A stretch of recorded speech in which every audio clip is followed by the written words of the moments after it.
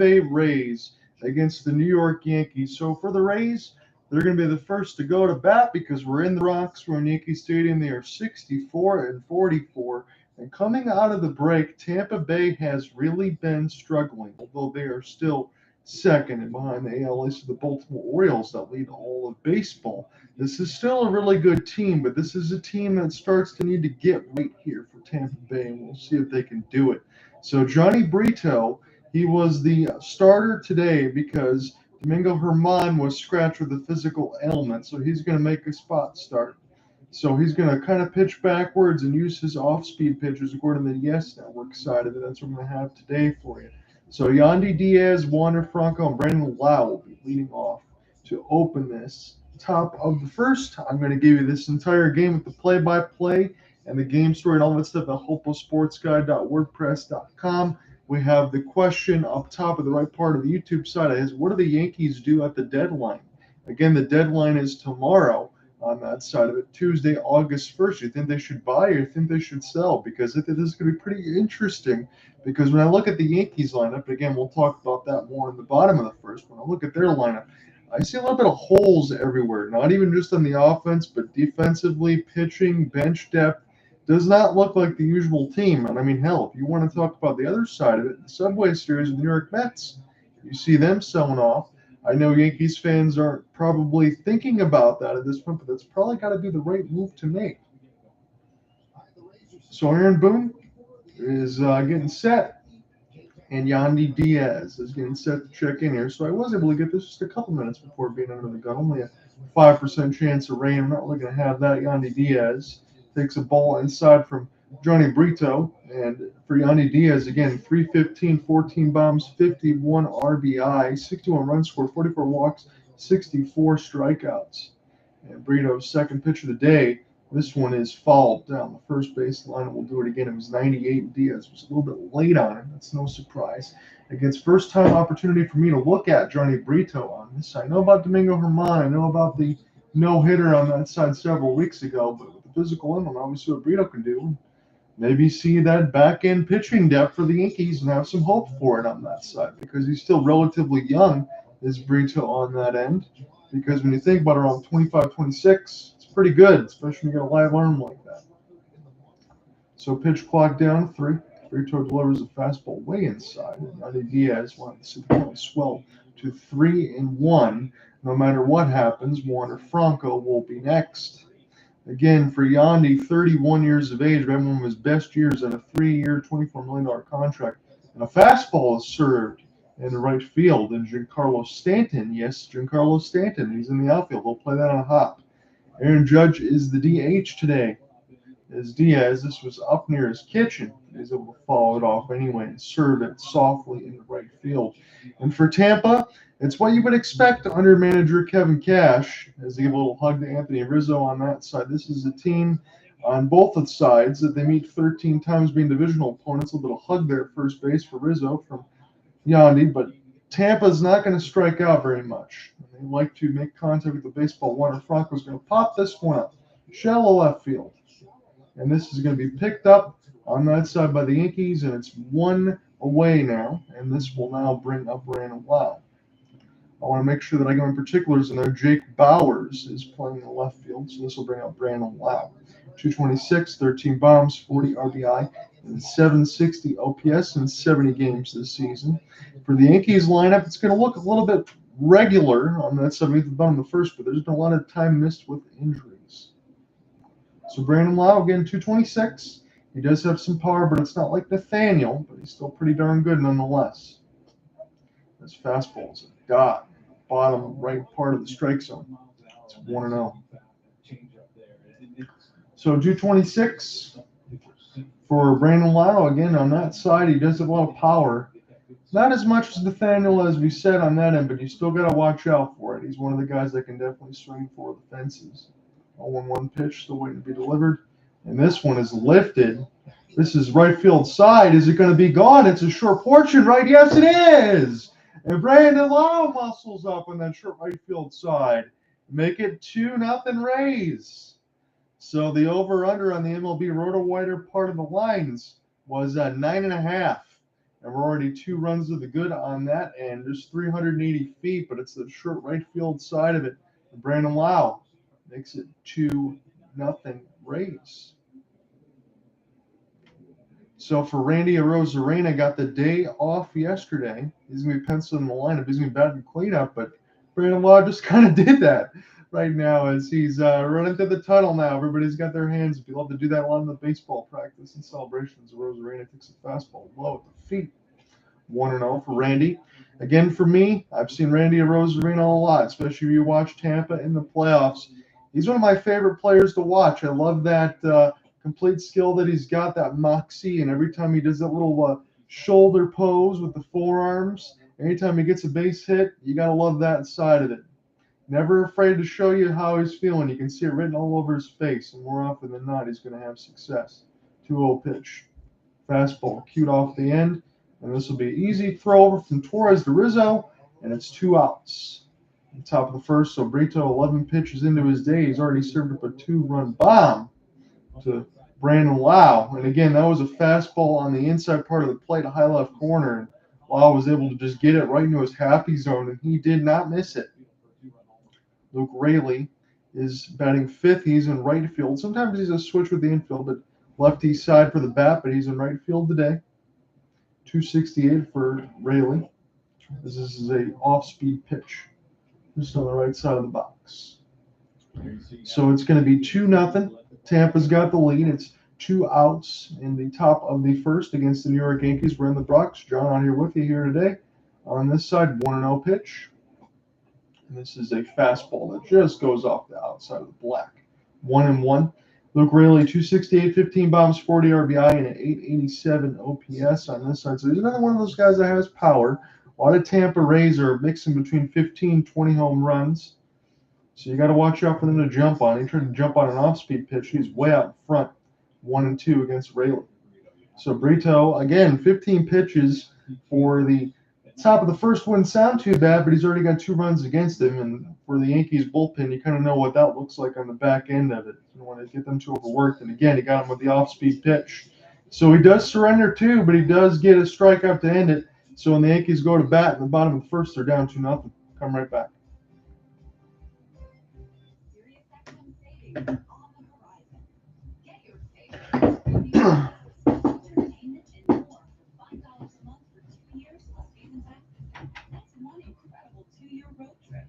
What are you waiting for? Sounds like it's the right time to join the fun. Get the Sirius XM Music and Entertainment Plan, $5 a month for 2 years. Subscribe at SiriusXM.com/start now.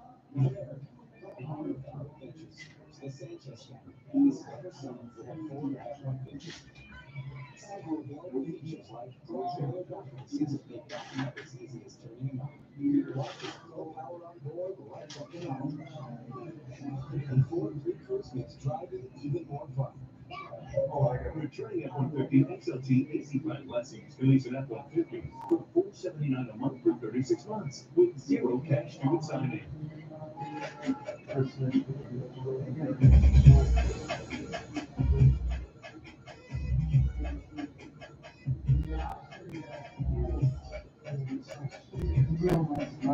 The tickets, we're going to get them tomorrow. I can't get the ones in the center. The ones I got before were like resale tickets, so I can get to them. Those ones are like 60. So, yeah. I can't get in the thing to go get drinks and all that. I try to like 3 times more than like resale tickets. Yes. Something like the side. So it's 4 seats. Yeah. I don't think so. But the fees and all that, it's what 60 fees, so 40 fees, probably 3. No, for all of us. We'll give them more. Well, no, we'll do it tomorrow. I'm going to do a late game tomorrow. Cooper's available. And he throws 98. He controls a lot of that 60 feet 6 inches between the mound and home plate. K-rate. There's a strikeout. 12.8 strikeout. His third. He made his debut on May 27th because of his injuries at eye level. He does change eye level. He'll throw the 98 upstairs, and then he starts to throw the slider down, the curveball down. He does have a little changeup. He doesn't throw it too often. So we're just under Tyler Glasnow's day. It's 0-1 on this side. Got the top of the order, Gleyber Torres. It's an off-speed pitch. It's a slider. This is going to be a tough play for Isaac Paredes, but he is able to get Gleyber Torres off the back foot. And 1 out, 2 pitches into his day, and Aaron Judge is going to step up to the plate. And I imagine it's going to be a big ovation. Again, not everybody in their seats just yet, but there's a lot of standing right now, and for good reason on this side. Because for Aaron Judge, 31 years old, he only played 51 games this year. Remember that toe injury when he ran to that right field fence on that side for Dodger Stadium. So he's going to DH today. He did say that he doesn't know if it's going to be right ever again on this side, not even just for this season. But 298, 20 bombs, 42 RBI. For Aaron Judge, 38 walks, 64 strikeouts. He was having a great year. And again, you'd think that it's going to continue for several more. There's a curveball high, and Judge will spit on it. It's 1-1. First was a fastball right down the middle. He did not take it. Anthony Rizzo is waiting on deck. Again, Tampa with a Brandon Lowe blast, a 2-run variety. Yankees are down 2-0 before they even got to the bat rack. So 1-1 pitch for Glasnow. Slider and a swing and a miss for Judge. He was way out in front of it. Make it 1-2. So it's just nice to see Aaron Judge again in the lineup. Anytime I get a chance to watch him, you know that he always was a power hitter, but he's kind of developed a little bit more than that. His eyes gotten a lot better. He's able to draw more walks. He should be feared and respected. And this is a slider, and he just sat on it, and he took it for a strike. Again, he's got to get some more reps in there, so you might see that a little bit from Judge, more so than you expect. Probably tee off on something that looked more like a slider and a two-seam. He did not. It was solidly in the left side of the box. Easily could have taken a swing for that and put it in the right field porch. But again, he's just trying to get his eyes back into practice. So might be something you see from Aaron Judge. It's a little uncharacteristic. So we'll switch the sides of the plate for Anthony Rizzo. And a good curveball that caught the inside black. 0-1 against Anthony Rizzo on this side. So Isaac Paredes and Yandy Diaz will work the corners, and Randy Rosarina and Luke Raley will work the corners in the outfield. Jose Siri, Warner Franco, and mix in there with Brandon Lowe. This is a curveball way outside. 1-1 count here for Rizzo, former Chicago Cub. When he won the World Series, you know he's got a lot of power. When you can mix in the left-handed side, put it easy on that right-hand side. 1-1 pitch. Fastball cued off the end of the bat. Glasnow playing on a slow hop. And it's 3 up, 3 down for Tyler. We know he can be a strikeout machine, but he's efficient. It'll be Paredes, Lowe, and Siri. 6, 7, 8 next.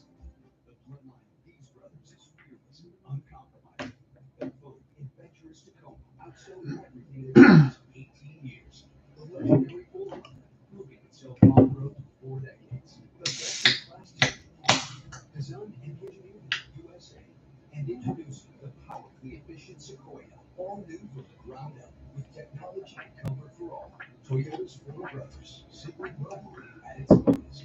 Toyota. Let's go places. So when we do get into a little bit later in this game, I will get you some MLB scores, standings, progress. Again, we have the question on the top side, just in case anyone's following along. I did want to get a divisional matchup. Again, just full disclosure here with getting some oil change and doing some morning errands, especially being a night owl like myself. I had to go get some Z's back in a stack when I got back home. So if I sound a little groggy or I mispronounce a couple words here and there, please give me a grace on this side. I'll be much better tomorrow. I think we might have Cooper Hopkins with me tomorrow. He's not sure. The Thursday side, he's not going to be available, but if I'm able to do a game on Thursday, I do want to watch Ohtani pitch before we have some other weekend obligations to take care of. So it should be Monday, Tuesday, Thursday this week. I'm going to really try to shoot at least for Thursday if I can't get Tuesday, because I wanted to tell you we're going to get opening day games and week games again with Monday and Tuesday, just like last week. I really enjoyed it. I want to do that again.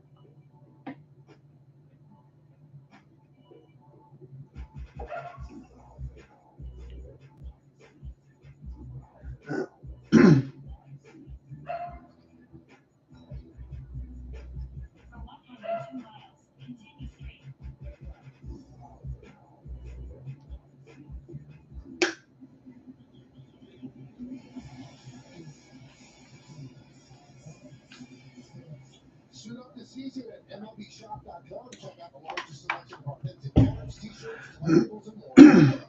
With your Yankees at MLBshop.com. 2-0 Rays on the first inning home We're going to get set here for the top of the second. So it'll be 6, 7, and 8 due up for the Tampa Rays. It'll be Paredes, Josh Lowe, and Jose Siri. Paredes will be busted inside by a fastball from Johnny Brito. He did get the spot start. Ringo Herman was left the game with a physical ailment early, so they got to get Brito in there just to make sure. So everything should be okay, just a precautionary deal. And Paredes, that's going to be a line drive down the third base line. He's going to be able to get a double. And Bauer's going to have to play this one off a hop. So the Tampa Bay Rays, they got their swinging shoes on here early, so Paredes is at second base with the double. He just smashed that one down the third base line fair. He's able to pull it a little bit early on an off-speed pitch. Again, the Yes Network was mentioning that Brito loves to work backwards. He got an off-speed pitch off the changeup. He was able to serve that one down the third base line. So for Josh Lowe, 271, 13 bombs, 55 RBI, 42 runs scored, 20 walks, 87 strikeouts.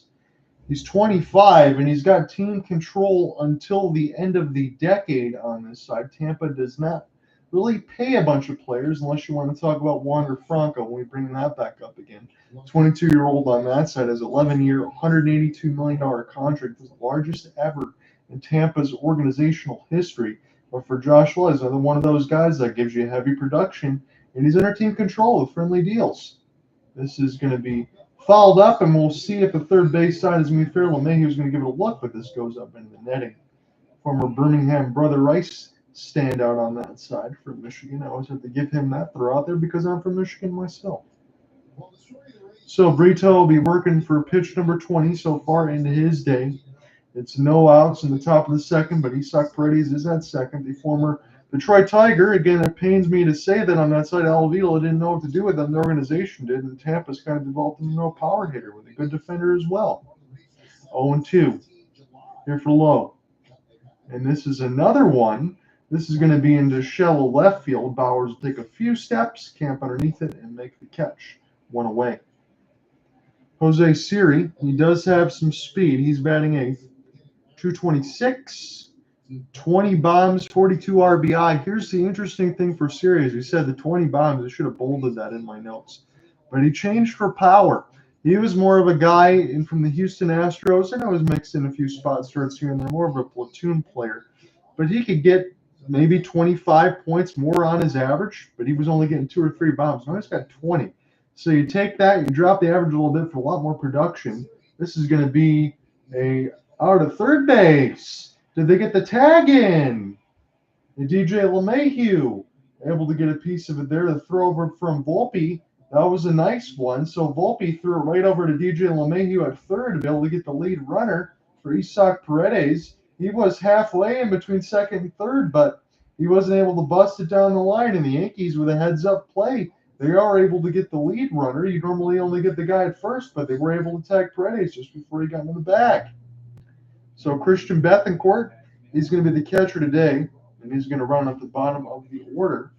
So it's 2 out, 1 on that side. It'll be Siri at first. Yeah, just trying to advance on a ball in front on that side, and Michael Kay was bringing it in. It's got to be a mistake, and that's what I think I see on that side. But again, that's a heads-up play by the Yankees nonetheless. It's a fastball.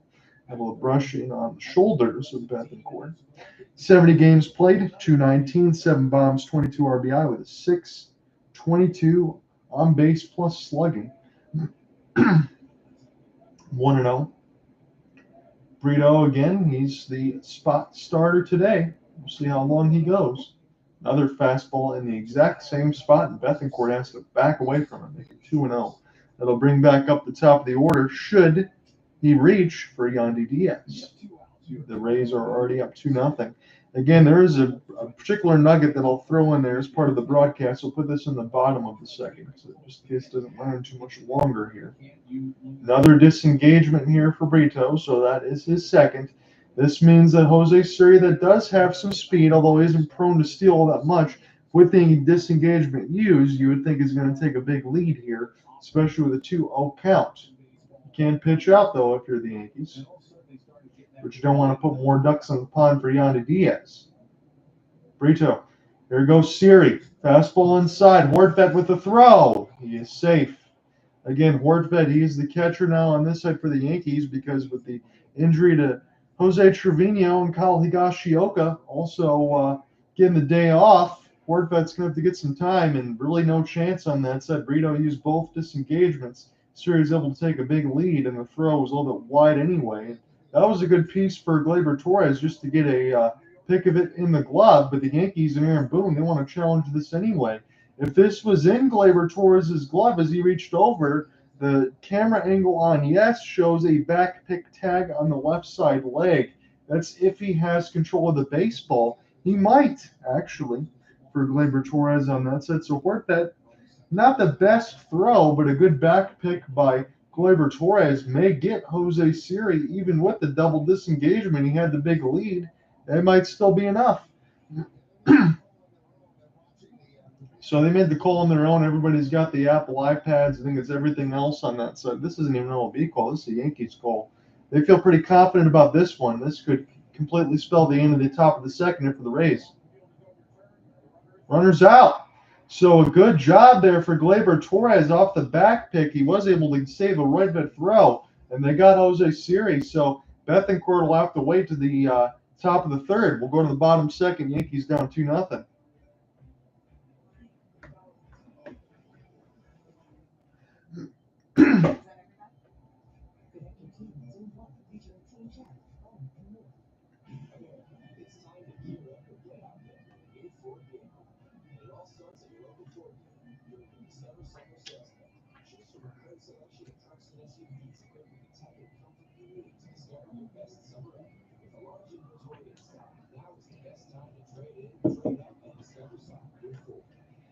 Returning AC plan lessees can use a Bronco Sport Big Ben for $449 a month for 24 months. See your Southeast Michigan Ford dealers today.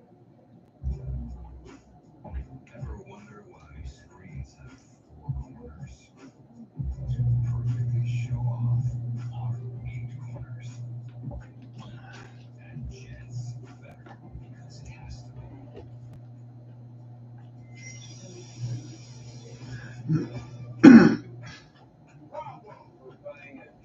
You use the Quicksilver card from Capital One. It's simple with no annual fee and unlimited 1.5% cash back. We're going to get set back in after this short commercial break. When I look at this Yankees lineup, and I read this to you, let's just go through it. Gleyber, Aaron Judge, Rizzo, Stanton, LeMahieu, Bowers, Bader, Volpe, and on the back end of it, Ben Roitvet. And it doesn't sound like a particularly threatening lineup, does it? And not even just because of Tyler Glasnow. But there's some holes, especially on the defensive side. Again, with Aaron Judge with the toe ailment, you're going to want to make sure that he gets more DH time so you can get him into the lineup and be able to contribute consistently without having to do any extra damage on that end. But if you're the Yankees, I think you really have to consider, even though, again, if you're in the AL Central, you would be in first place. You might have to consider selling if you get the right package or a certain situation, because when you have Judge locked up and Stanton locked up for the foreseeable prison sentence on that, again, Judge is a great player, but I'm talking about like 9 to 10 years of incarceration on that side. It can get a little difficult. So you got to be smart about how you allocate everything. Even with the Yankees, we love to spend. So it'll be 4, 5, and 6 due up. Giancarlo Stanton. Again, he's going to get a start in right field. Again, I can't ever remember Giancarlo Stanton doing, unless you're calling him Drew Stanton. On the Florida Marlins side before they went to Miami. So a 2.02 average for Giancarlo. With 14 bombs, 35 RBI, 19 walks, 51 strikeouts, and 54 games played. So the home runs are definitely still there. We know about that. Stanton. He is late on a fastball, and he's going to follow this directly back. And we will do it again, 1 and 2. It was an easy 1-2-3 inning. Glasnow had just 9 pitches. And the first, again, he's one of the best strikeout artists that we have in the league, the former Pittsburgh Pirate. Again, they have some good players that come and go through their organization. 97 just missed on the left side of the black. But Tyler Glasnow is elite. The only problem was with some of the injuries, but it seems like it's gotten well behind him over the last couple of years. He can just concentrate on pitching and dominating his opponents. 2-2. Fastball. Trying to aim for that same corner. He missed it. Stanton. 3-2. It's a full count. But Glasnow this season, 4-3, 3.36 ERA, 88 strikeouts, and a 112 WHIP. Again, those numbers sound a little high. I think he's even better than that. Full count pitch. Fastball. This would have been a ball. This one gets popped straight up. Who wants it? It'll be Yandy Diaz. Camp it underneath it and make the catch. And what I like about that for Stanton is he actually tried to run to second base on that end. He didn't lollygag down the line on that. So if you're thinking about Major League, he was able to run the whole way for whatever speed Stanton still got. He's got more than I do. DJ LeMahieu. He's going to be right directly in the middle of this order. Third baseman today. Normally an infielder on that side. Can mix him between second, third, and short.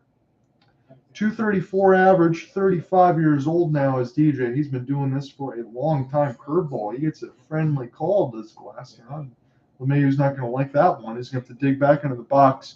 But again, DJ was a guy that can routinely hit over 300. Now it's still 234 is pretty good considering for an everyday player. But it's not the same player that he once was, but you can't blame him on that. So because DJ's had a pretty long and pretty great career, honestly.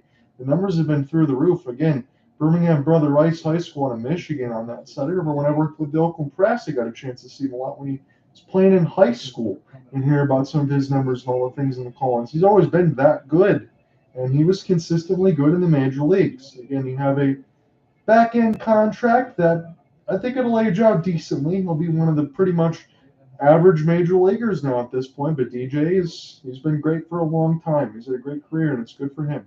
1-2. And this is a fastball, and this is served right back to Wander Franco. Able to make the easy toss over to Diaz, and it's 2 up, 2 down in the second, so Glasnow continues to roll. So strikeouts per 9 is 12.8 for Glasnow. The only one that's got more is Spencer Strider at 14.6. Taj Bradley also on that list from the Rays as well, mixing with Gosman and Hunter Green.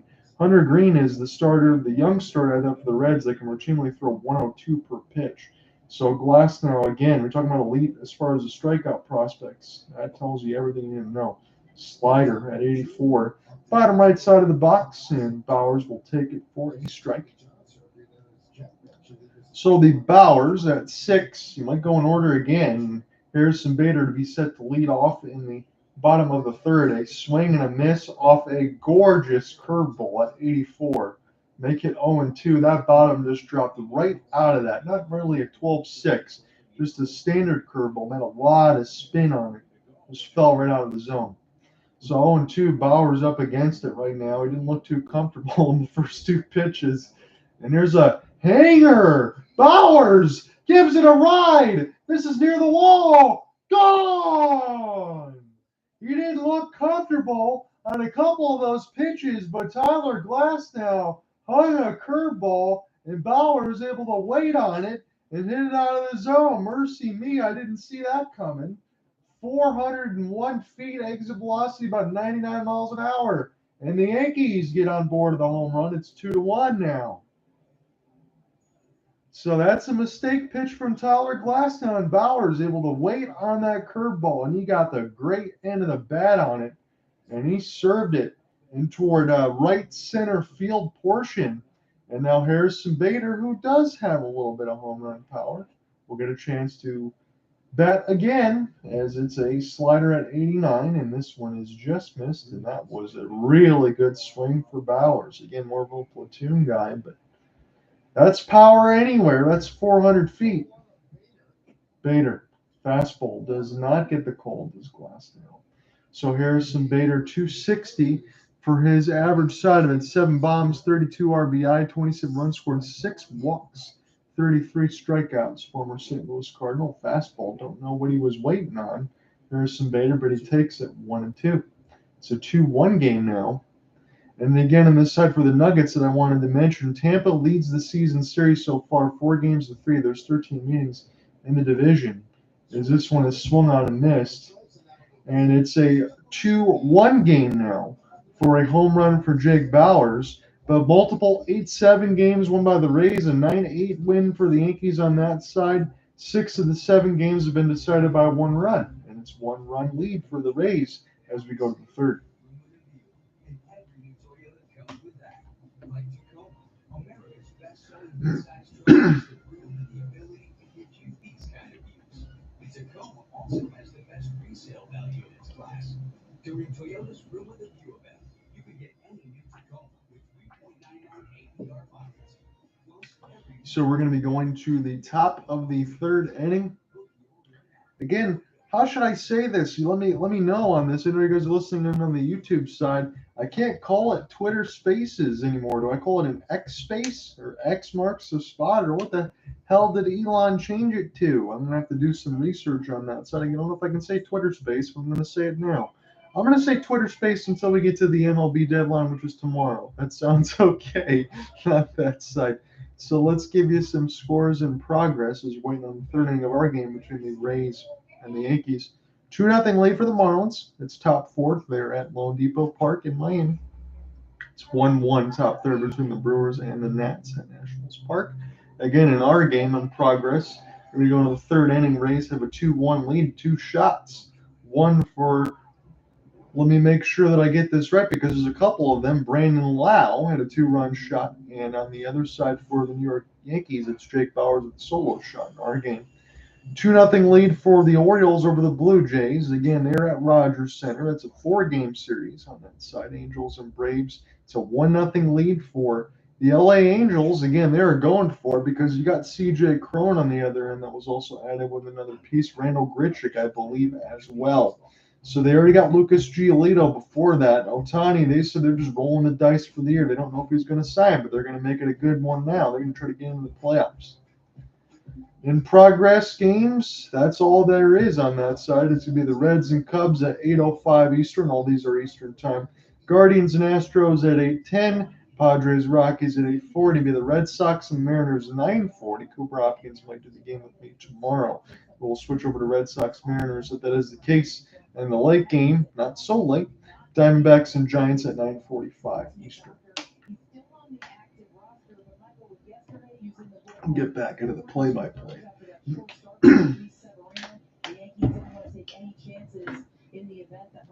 So Christian Bethancourt, again, he wasn't able to get his final at bat before he gets to the top of the order here because Jose Siri was able to get thrown out. The back pick from Gleyber Torres. So now Bethancourt gets a chance to do it again. Not an official at bat on his record. Make it 0-2 right now. Time called by Bethancourt. So he uses his disengagement. Get 1 per bet on that side. Again, anyone that's joining in between the Twitter space and the YouTube side, my name is John. I'm doing the play-by-play here today. And for the Rays and the Yankees in the divisional opponent in the AL East, get a little bit of the AL East portion preview side of it. Again, it will be partly AL East tomorrow. If it is Cooper Hopkins, it will be the Red Sox and the Mariners. If not, I'm going to cover the Blue Jays and the Orioles. So, again, they're going to have AL East regardless. Thursday, probably Shohei Ohtani with the Mariners nonetheless in between the Angels and the Mariners. 1-2. That is a perfect pitch for Brito, and he does not get the call on a slider on the inside part of the black. That was right on the right side of the box. That did not miss. He just did not get the call. 2-2. So Brito, and swing and a miss. Bethancourt helps him out. Should have been the pitch before that. It'll be the first strikeout of the day for Brito on this side as we are in the Bronx covering this game. I have the Yes Network feed on MLB.tv. Going to get Cooper Hopkins to thank for that side because they just recently switched over to T-Mobile. On the last year's side, you do get the MLB package for free if you claim it at the beginning of the season. You just got to download T-Mobile Tuesdays. So Yandy Diaz, this is a fastball, a little bit more inside. And now Yandy Diaz gets the strike against him that Christian Bethancourt did not. So for Yandy, he did get on with a single and a run, which led to the Brandon Lowe 2-run blast. This is a changeup at 90, way down in the zone. So the changeup and the fastball, about a 7 to 8 mile an hour difference. A 90 mile an hour changeup, again, you always joke about it, but it's the truth. And most guys' fastballs back one day. 1-1. Way out in front of the changeup at 91, and we'll do it again. So they're showing for Let's see if I get his name right. Stu Schuerwater. I believe I got that right. More high strikes, more outside strikes. He's very pitcher friendly on that side. And again, if you're a pitcher, you love that. And again, if you know he's pitcher friendly for the hitters, you know what you're going to get on that end. You're going to have to swing if it's close. So as long as you're consistent, again, everybody's got their own designation of how they call balls and strikes. No doubt about that. That's what makes the human element of the game. But if you're consistent with the zone that you call, that's what I love. That's what you want to see. That's what the players want. So 1 and 2. So Yandy Diaz went on the 1-2, and again the changeup way in the dirt. 2 and 2 now. So for Yandy, again, as we mentioned with his numbers, 315, 14 bombs, 51 RBI, 61 runs scored, 44 walks, 54 strikeouts. It's a career year so far. 3 years, $24 million contract with 31-year-old. Very team friendly. It's popped up. Let's see if it's going to stay in play. It does not. We'll do it again as a curveball high, and Diaz a little bit early on it. Again, as we mentioned, as the 7 games so far that's been played in this 13-game series, Tampa's got a 4-3 lead, but it was 6 of the 7 decided by 1 run. Multiple 8-7 games won by the Rays and a 9-8 win for the Yankees. So these games are close and they're hotly contested. Yandy Diaz, fastball inside, make it full.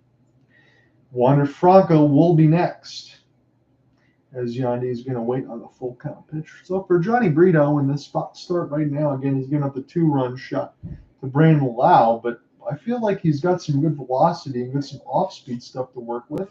And this is cued fouled on the third base line, but I like his pitch variety. That curveball, maybe a little bit hit and miss, but he does have the changeup and the fastball. He's got a 3-pitch mix right now that we're seeing. We'll see if he mixes in anything else. We're going to keep my attention glued to the top left of the box on the yes side just to get other pitch designations for you. But so far, 3-pitch mix.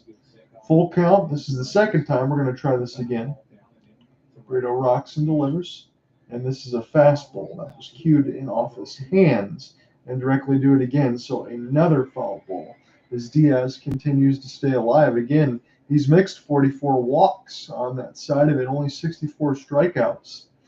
So Yandy's a good proponent to get on base. Already got a single in this game.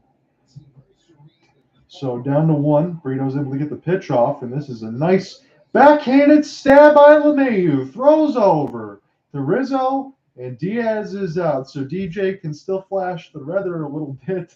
He did so on that one. So Wander Franco is going to come up now. 4.5 wins above replacement, third among AL position players, 29 stolen bags. 13 outs above average, leads all MLB players. So great defense, some good speed, and he's able to be productive with the bat. No wonder why the Rays able to sign an 11-year, $182 million contract. It's the largest in Tampa's history. Again, for Wander Franco, if you follow anything on MLB Network, again, I'm here and there on that side as far as checking some things in, especially quick pitch and all those kind of things. But, I mean, we've heard about Franco for the last 4 years. Now he's still just 22. About being one of the best prospects in baseball of all time. Jumping opportunity for Bowers, and this one goes up into the seats. That was in the left field foul pole on that. So OT, good to see you, my friend. He says, Rays are slumping hard. Orioles are in such a wonderful team this season. Yes and yes, my friend, on that side. Tampa really needs to get back on track here because the Orioles, who knows if they make some moves at the deadline just tomorrow. I'll be with you here tomorrow, whether Cooper Hopkins or myself. We'll see what the games are going to be on that. I might change the assignment. But, yeah, you're right, because there's some rumors here that Baltimore might even go for Justin Verlander. I know he's 40, and I know it's the former Tiger and me and all that stuff from Michigan saying that, but you still think he could be like a solid 3 in the rotation. Wander Franco throws that back out there, but for Tampa, maybe they can use an extra bat. You know, they're back into the bullpen's good. Glasnow's terrific right now. And you need to be able to beat a Yankees team that, again, in the AL Central would be in first place, but all these games have been contested. It'd be interesting to see what happens. 1 and 2 for Franco.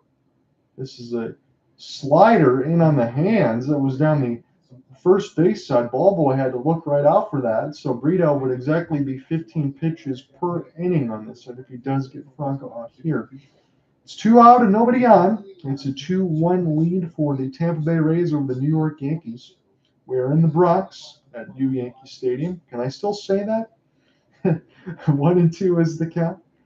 This is another fastball fouled off the end of the bat, 98 miles an hour. So nothing wrong with the velocity for Johnny Brito on this side. Again, Domingo Germán was scratched with a physical ailment just before start. Shouldn't have any issues today with the weather as well. About 5% chance of rain. I have to make sure I do all these assignments. If it's not in the dome, I'll check everything ahead of time. 1-2. Franco did not offer, and a changeup at 90. 2-2. So at least for Yandy Diaz and Wander, they've made Brito work here over the last couple of batters, which is good to see. You got to be able to do that, especially for the young man. Wander Franco, again, a little bit younger of Brito. Here is a curve. This one's hit pretty deep toward the short right field line. It's gone into the second deck. Wander Franco serves up a solo shot. They make it 3-1 Tampa. It's a pair of bombs for the Tampa Bay Rays. That's how they've scored their runs. Brandon Lowe with a 2-run shot. Now Wander with a solo jack. It's 3-1 Rays. So good at-bats there for Tampa. Able to make Brito work a little bit. And again, it was a curveball high. And that was a similar pitch that he missed with Brandon Lowe on that side. Wander Franco second time around bites Brito. And this one is in the second deck. Look, I know it's a short porch on the right field and left field side. You kind of call it a bandbox ballpark. But you can't make those mistakes up in the zone. Wow. Goes up to the first one. Glade will throw this over. But not before Tampa gets into a solo shot. They put their lead back up by 2. Go to the bottom third. Tampa's up 3-1.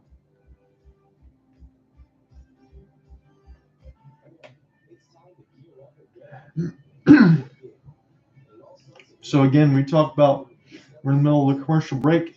All these games, out of the 6 out of the 7 meetings, have been one-run games. But 9-8 games, 8-7 games, we might be on the way for that right now. Returning Explorer AC Plan lessees can use the Ford Explorer for $439 a month for 36 months. Appreciate you guys following along on the YouTube side. And again, I'm going to call it X. That's what it's called. I guess I can't say Twitter Spaces anymore.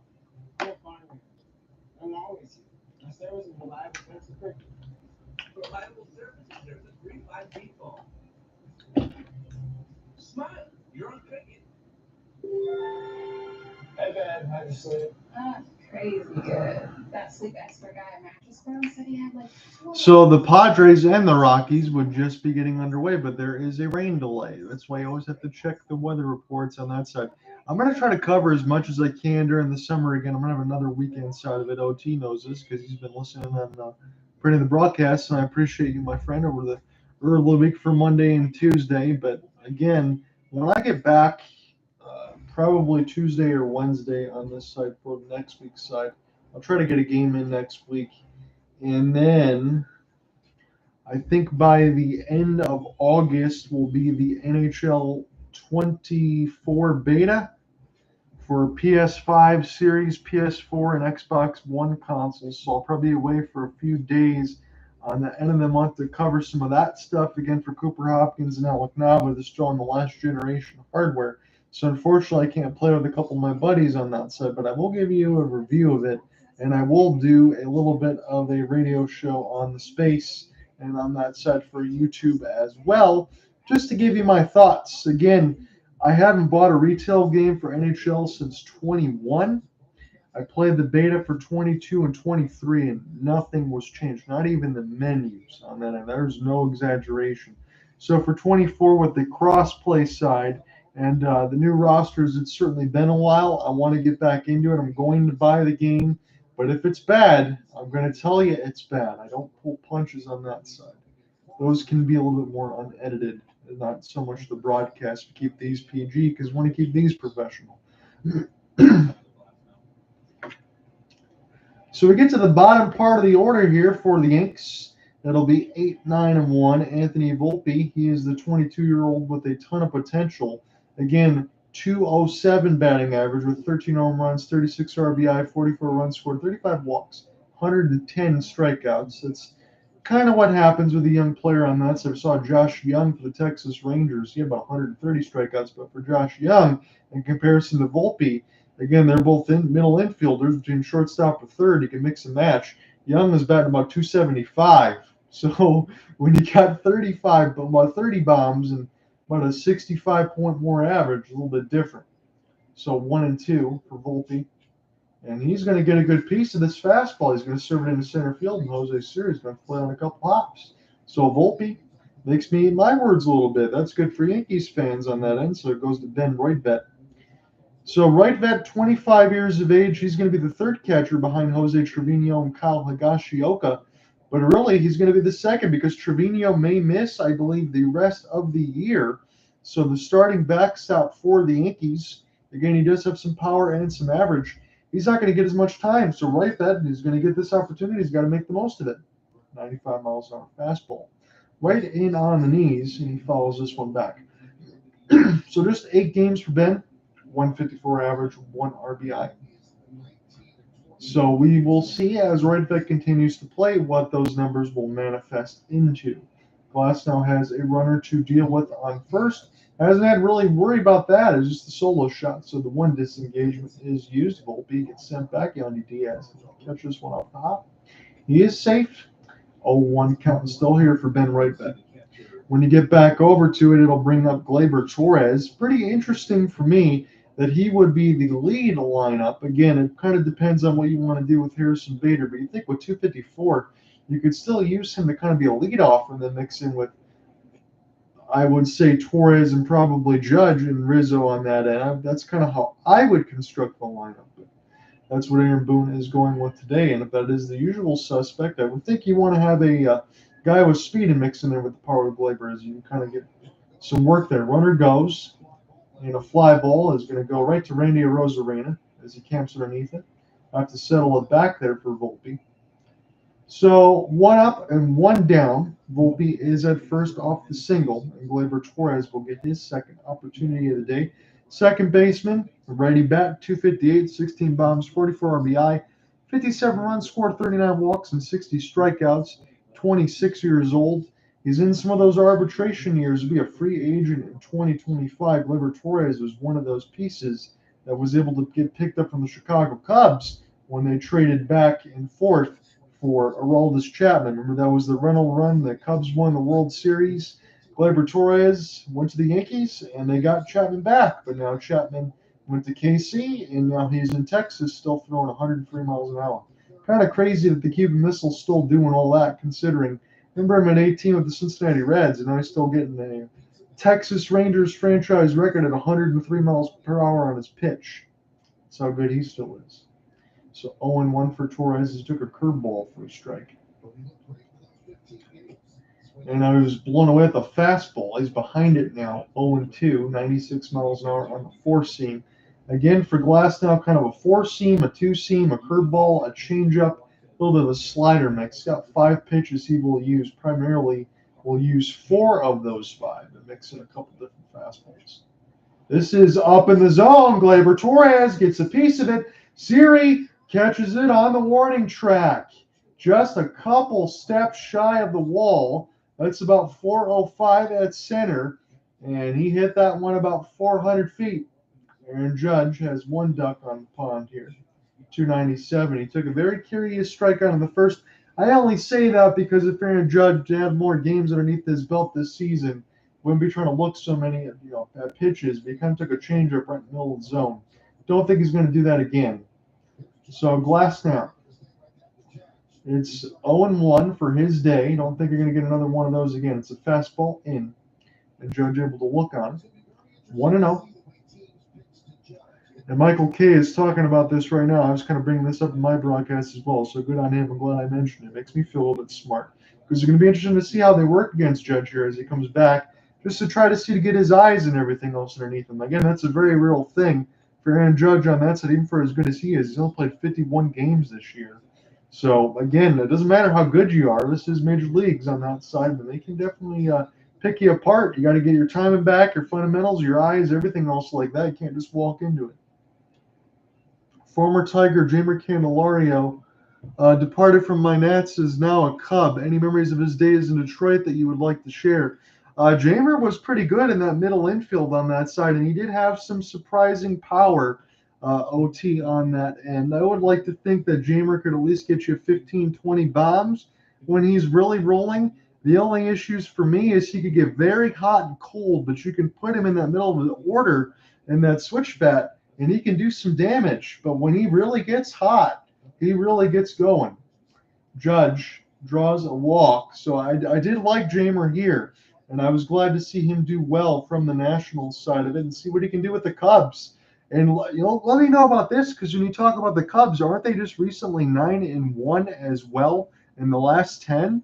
They were thinking about selling Cody Bellinger until they couldn't because they went on a huge streak. And I wonder if you gave them a bunch of truth serum, is that what they really wanted? Did they wanted to sell? Because now they're in the mix of it between the NL Central. That's wide open. So Anthony Rizzo, as Judge draws the walk. And it's going to be an 0-1 count here for Anthony. Again, you have the mix in between Horvat and Judge as this one goes back to third base side foul and make it 0-2. Again, Jamer Candelario. We could have a whole show on that side. OT, my friend, of former Tigers. When I think about JD Martinez, who made an all-star team, or David Price, who is pretty much just getting paid to be a back-end pitcher, and between Scherzer and Verlander, some excellent players over the years. They did make a couple World Series, but again, the last time they won one was in '84. I wasn't even born yet. I was born in '87. I know I'm old at 36, but that was even before my time. And a fastball way outside toward the right side of the box. And Anthony Rizzo, speaking of former Cubs, takes that one in for a ball. Giancarlo Stanton is waiting on deck should Rizzo reach. Again, Rizzo's definitely got the power to make this a 4-3 game if Glasnow makes a mistake. He did make one to Jake Bauers. 1-2. And this is a swing and a miss, and the throw over. It's not going to matter anyway. Rizzo punches out. So Rosarena, Raley, and Paredes, 4, 5, and 6 do up as we go to the fourth. Isaac Paredes, former Tiger as well. I'm going to tell you, it really grinds my gears, a little Peter Griffin Family Guy, to watch Isaac do so well. Happy for him, but man, that seems like a missed opportunity. Austin Meadows was a good piece there for the Rays, but then you kind of get into the vertigo, some of the anxiety issues, and it just hasn't worked out. I mean, the Tigers went, 3-4 years trying to figure out what to do with Isaac Paredes, and he just comes immediately to Tampa and dominates.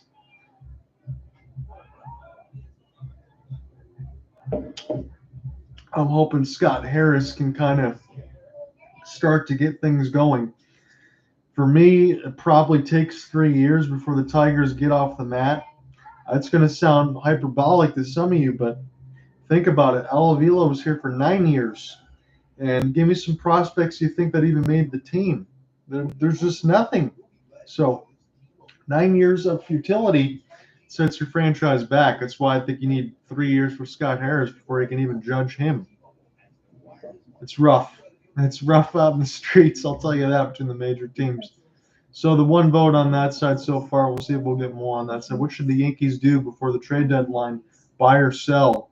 And the one vote is sell. That's where I'm leaning to myself. I know some Yankees fans or anyone in New York will say, nobody in New York sells. But, I mean, look at what they're doing with the Mets on that side. You get Ronald Acuna's younger brother in the mix as Max Scherzer goes to Texas, and the Acuna younger brother goes to the Mets on that end. I think that's the right move, and even for Verlander, I think that's probably a move that you got to make as well on that side if you don't feel like you need to do a little bit retooling. The Mets still have a pretty good organization where things could turn around quickly, but it'd be interesting next year if Scherzer still sticks around. Imagine he would because he's still got another year on his contract. DeGrom and Scherzer would be the 1 and 2 for the Rangers when they were the 1 and 2 for the Mets. How about that? So once DeGrom comes back next year.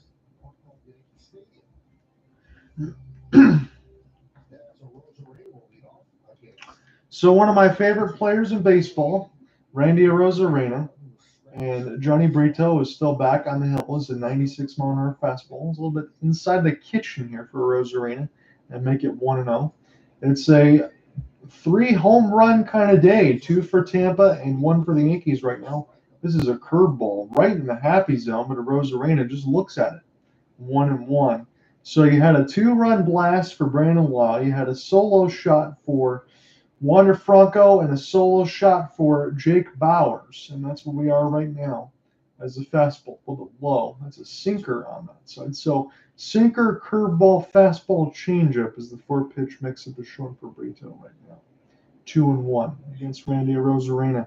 Again, you love that flash and the pizzazz. I always talk about that. You can always see with the iconic yellow gloves is this is a fastball right in on the feet. And this one will be fouled back down the third baseline. 2-2 here for Randy.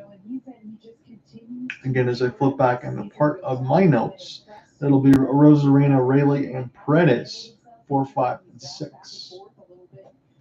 And he swung through his shoes on a changeup a little bit early. There was Randy as Brito gets his second strikeout of the day. He punches out Luke Raley. Again, he's going to mix in between the corner outfield and the infield. Again, 268, 15 bombs, 40 RBI, 46 runs, 21 walks, 80 strikeouts. It's solid numbers for the 28-year-old as Tampa continues to churn through that system. And Kevin Cash wants to see his team get back into the World Series, but actually finish the job. This is a team that can still be in the mix. Again, as OT had mentioned, as I talked about it too as well. They've really been struggling since the All-Star break, and the Rays want to get back on track. Who knows? Maybe they've been struggling so much where Baltimore kind of continues their pace. It'll be enough, and Tampa will have to settle for a wild card side. It was a pretty entertaining wild card last year in between the Guardians and the Rays, and the Guardians actually took it on that side last year as they swinging through a changeup. They get 1 and 2. So Brito hasn't looked too bad. 56 pitches into his day as we are in the top of the 4th. John Under with you at the Bronx. We're at the new Yankee Stadium. It's a 3-1 lead for the Rays. A little AL East action today. As a changeup way outside of the zone. Kind of looked a little bit like a sinker. Had a lot of movement on the changeup nonetheless. But they're watching his stride and his little pitch as he rocks up on the right side of the leg, gets set to deliver on the mound just to make sure that everything with his momentum is pretty clear, and it looks pretty good right now. We'll get seamless delivery here for Brito. As this one's off the inside of his back leg. It didn't feel pretty good. Fouled that off. Do it again. Brito's getting close to 60 pitches into his day as we are in the top of the 4th with 1 out. Bases are clear right now. The Yankees are down 3-1. 1-2 is the count. Really batting number 5 as he's really sandwiched in the middle of the order. And again, when you talk about his numbers of 15 bombs, 40 RBI, and 268, why wouldn't you? Again, I'm looking at the Rays in the part of their lineup. You got Yandy at 315. You got several players at 260 or over, and not a lot of guys that strike out here for Tampa. So you can see why there's been a lot of success. Up until recently, they struggled from the all-star portion of it, but you feel like they can get back on track. This is a sinker. That's a high pop-up. And DJ LeMahieu, right before foul ground on the third base line, makes the catch, and Raley is gone. That'll be up to Isaac Paredes now. 254 average, 20 bombs, 62 RBI. The former Tiger has really found a home here with the Tampa Bay Rays, 1 for 1 with a double in the second, 867 OPS as well. He does play some solid defense. That's what he was known for in Detroit. He's brought that same intensity.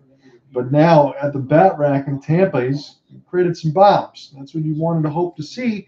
And the Tigers fans like myself didn't get to see that. It makes me a little sad. I also think about Eugenio Suarez that's enjoying his time from the Reds and now the Mariners on that side. He was another piece I was hoping would stick around. And this is slam. This is driven. This is way back and gone. Isaac Paredes with a double. And now a solo shot as the Rays do it again. It's all home runs right now. His 21st of the season as Garrett Cole looks on, and he was doing a little bit of the John Cena was Isaac Paredes. That one at 374 feet, the 3rd home run of the game for the Rays, and now it's a 4-1 lead over the Yankees. So Isaac Paredes, we'll get a chance to look at this pitch in slow-mo here from Brito. And where did this miss? This was in the bottom part of the right strike zone, and Paredes just found it all. he got the good part of the bat. He sent it in the Yankees' sky deep into the night. And that didn't quite hit the second deck, but that was absolutely sandblasted nonetheless. So Josh Lowe taking. So again, a chance of the third look here for Paredes. Oh man, that one was sandblasted in the happy zone. Now that I get another look at that, he just caught the front end of the bat and he got all of it. Bandbox ballpark or not, that was a sweet swing. And Lowe muscles up the center field. This is going to send Yankees back, and it's a back-to-back shots. Harrison Bader can't find it. And it's the fourth home run of the game for the Tampa Bay Rays. Circle the bases, says Wander Franco. And that's exactly what Josh Lowe is going to do.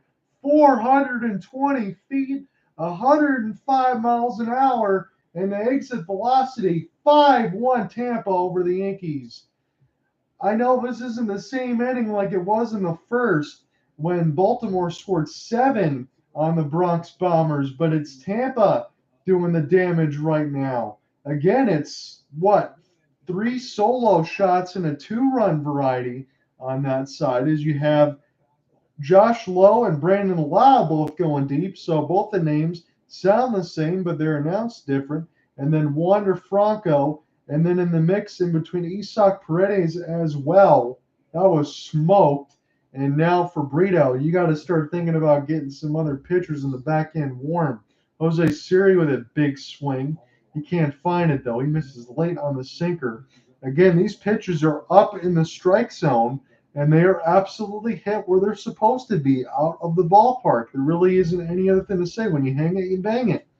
Jose Siri gets a unfriendly curveball call as DJ LeMahieu looks on. He looks none too pleased right now, and the Yankees' faces just look a little bit discombobulated here. They know what's up against them right now. They know they can swing it, but the Rays, they want to feel pretty good about showing some of their offensive showcase, and they've done that in multiple games, but so have the Yankees as well. Don't feel like this game is over yet, but those solo shots and the 2-run bomb in the mix with the 4 bombs that the Rays already have, they're showing the power here. So Jose Siri grounding a fielder's choice in the second. It's 1-2 against him. And a curveball. He didn't get a piece of it. It was caught there by Horthet. So a couple bombs back to back. Tampa's now up 5-1 to go to the bottom of the fourth. The Yankees down 5-1. I'll be right back.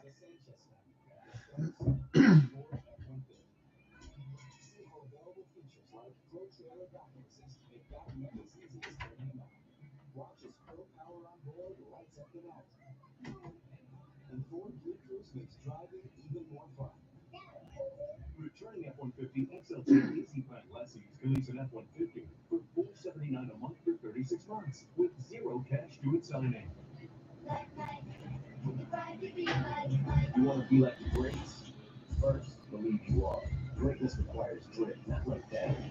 Like this.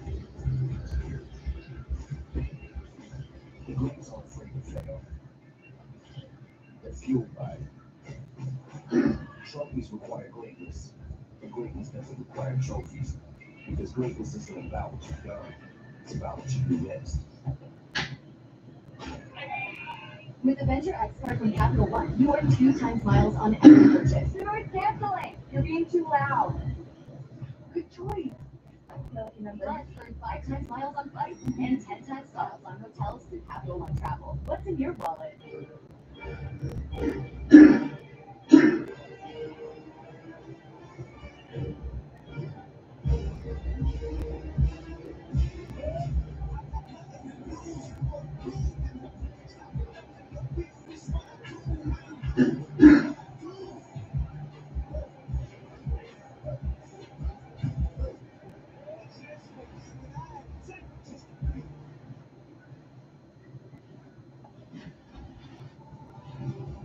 There are still a few good ideas left in the world.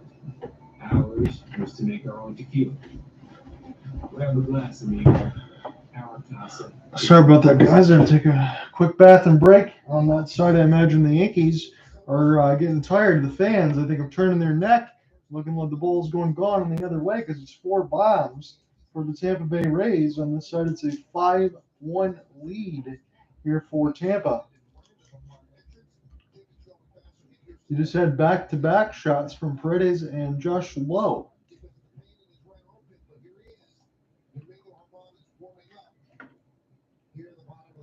So here's a disaster situation for the New York Yankees. I'm going to say this way. So Domingo Germán was scratched with pain in his right arm, so they had to bring in Johnny Brito for the spot start. He's given up 4 home runs. One was a 2-run shot, but 4 home runs. It's a 5-1 lead for Tampa over the Yanks. As the Yanks are in the bat rack 4, 5, and 6, it's 5-1. So now Domingo Germán is warming up. So Aaron Boone might say, like, look, we don't have anyone else right now, and we need to be able to get some outs. So hopefully for Domingo, he's able to go at least for a few innings when they need it on this side just to see if he's okay. And they're panning on the Yes Network to see if he's throwing any pitches gingerly as he's getting set to warm up Stanton. Late on a fastball, Jose Siri's got to get a good run on this, and he does with a back pick catch. And the wheels will pay off there. And Glasnow continues to methodically work through his day. Again, he gave up a solo shot to Jake Bowers on that side. But that's it, and that's all for the Yankees. 4 home runs for Tampa. When you mix in Brandon Lowe, the 2-run shot, and you had Isaac Paredes, Josh Lowe, and Wander Franco all have solo shots for Tampa. That is your offense. You have a total of 5 home runs in this game. It's a 5-1 contest. Bottom 4, 1 out for the Yankees. DJ LeMahieu is up at the dish right now as Glasnow is working ahead. He's 0-1 count, rocks pitch and delivers. And way out in front of the slider was DJ, making 0-2. And for the Yankees, when we talk about it, if they were in the AL Central, they'd be in first place. Again, you can talk about that till the cows come home, but they're not. And you get in the mix between the O's and the Rays, it's tough out there. And it's going to be interesting to see what the Yankees do in the deadline. That's why I threw that out there as far as the question. Should they buy or sell? I mean, they're going to have to figure that out by tomorrow. That's when the deadline is. And we'll see what the Yankees do. I wouldn't be surprised, honestly. I think this might be the right decision. I know some Yankees fans might disagree with me. But you see what's happened in the Subway Series with the Mets on that side. They sold, and they're moving on from Scherzer. They might make some more moves. I think the Yankees might have to do that to be able to restructure to go again for something for next year. There's some holes in this lineup, and I'm not just talking about Higashioka not playing today, but the speed that you can get at the top, you kind of reconstruct that middle of the order there to mix in there between with Glaber and Aaron Judge. There's some work to be done. 2-2. Swing and a miss on the slider. LeMahieu goes fishing. And now it's 2 out in the bottom of the 4th. So Glasnow will be getting ready for pitch number 54 as when they go back to they show Jake Bauers' solo home run. His first major league home run was with Tampa in 2018. So he got it against his former team. It's funny how that happens a lot in between that. A lot of the guys get up for these games. Bauers 1-for-1 in this game against Glasnow. Again, it's a good home run pitcher to hit it off of on that side because Glasnow doesn't give up too many of those. He's more of a strikeout artist. And Bowers, it's pretty good. 628 slugging in the last 15 games. It's 8th in the AL as Bowers will send this one fouled on the directly back from the catcher. We'll do it again at 1-1.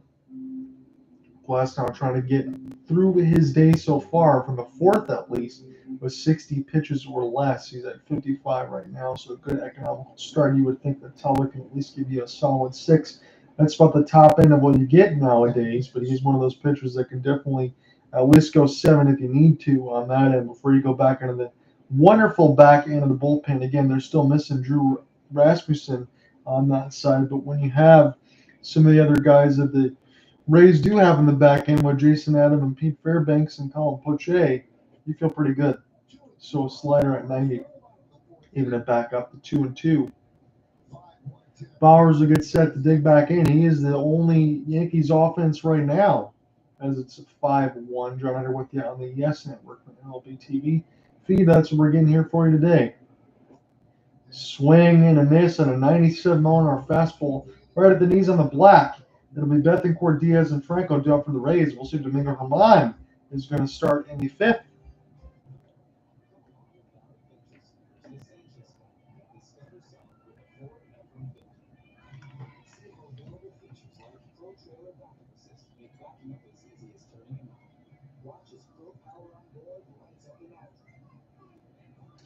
We'll just give you a. This is with the recorder off on this side. Anything with the recorder side, this is all the play-by-play broadcast. It's uploaded on Opal Sports Guy. Anything with the commercials, I don't broadcast that. We'll just keep it timely on that end. But in the top of the six, we are tied 2-2 between the Phillies and the Marlins. It's a 1-1 tie between the Brewers and the Nationals' top five. Again, in our featured game, we're going to be getting to the fifth inning. The Rays are up 5-1 on the Yankees. We'll see if the Yankees get anything going. They have just 2 hits. Rays got 6, 4 of them are home runs. The Orioles and the Blue Jays, it's all Orioles right now. They laid 4-0 on the Blue Jays as they're going to get set to go to the bottom of the fourth. Blue Jays will have the at-bats. Angels up 2-0 on the Braves. The Braves are being one hit right now. Who is on the mound?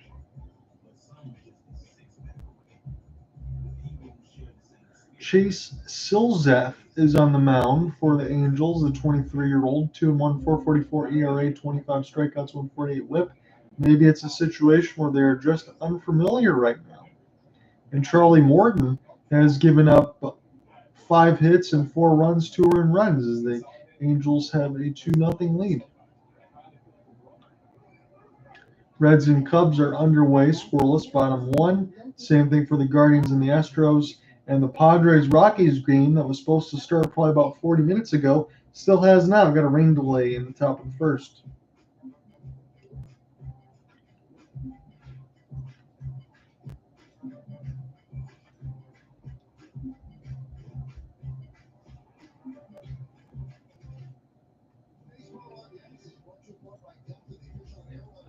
So depending on what happens tomorrow, if Cooper Hopkins is available, we'll have the Red Sox and the Mariners on that side. Because I know he wants to cover the Seattle team on that side.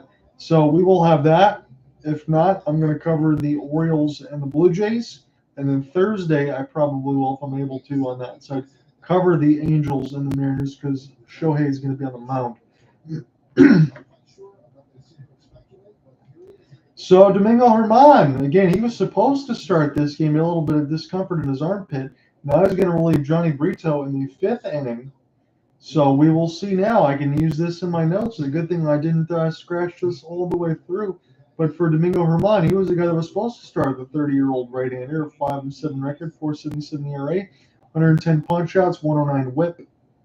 Which version are we going to see? Is he the guy that's going to throw the no-hitter side? Or is he going to be a little bit inconsistent?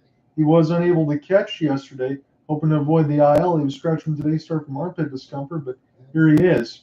The first 3 pitches missed the zone, but he is able to get one in there on a forcing fastball as Christian Bethcourt was taken all the way just in case he's going to draw that walk.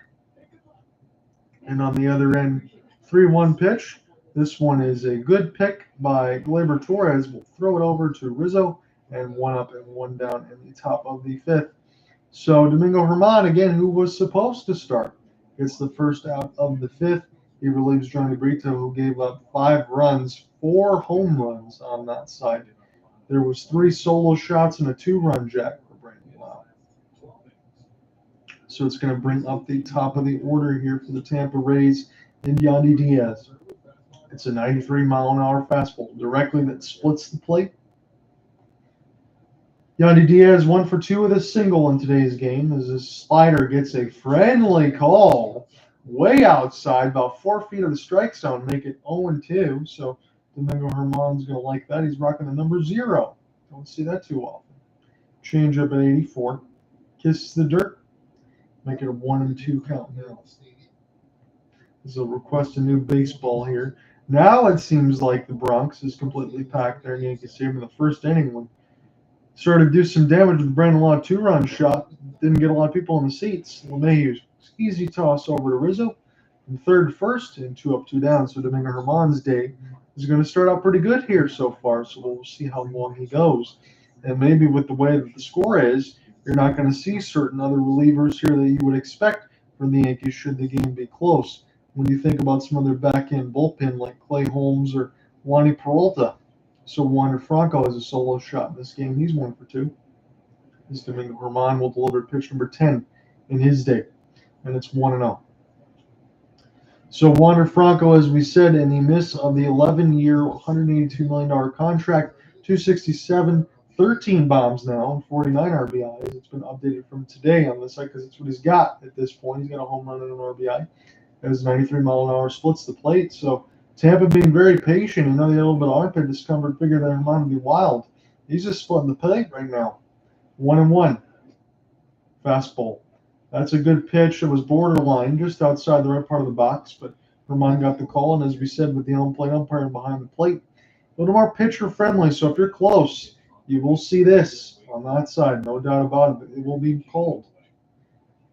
And change up away. Charging here is Gleyber Torres. And he throws to Rizzo. And the Rays go quietly. Not often we've said that. We'll go to the bottom five. It'll be Bader, Volpe, and Royvet. 7-8-9.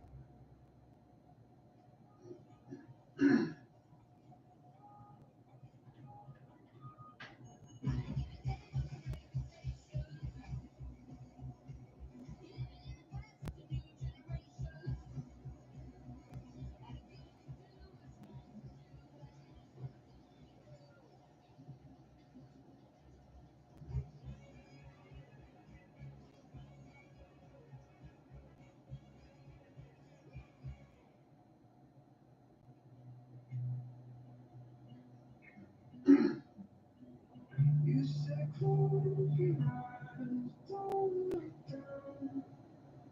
Come into me, look at you, darling, we'll dance in the street. Nobody's watching, it's just you and me. The soul that Celebrate every kiss. Get 0 down special financing with your K Jewelers credit card. with no fees or minimums and no overdraft fees, banking with Capital One is the easiest decision in the history of decisions. Even easier than this. Read Clutch Hit. President, the #1 pharmacist recommended memory support brand.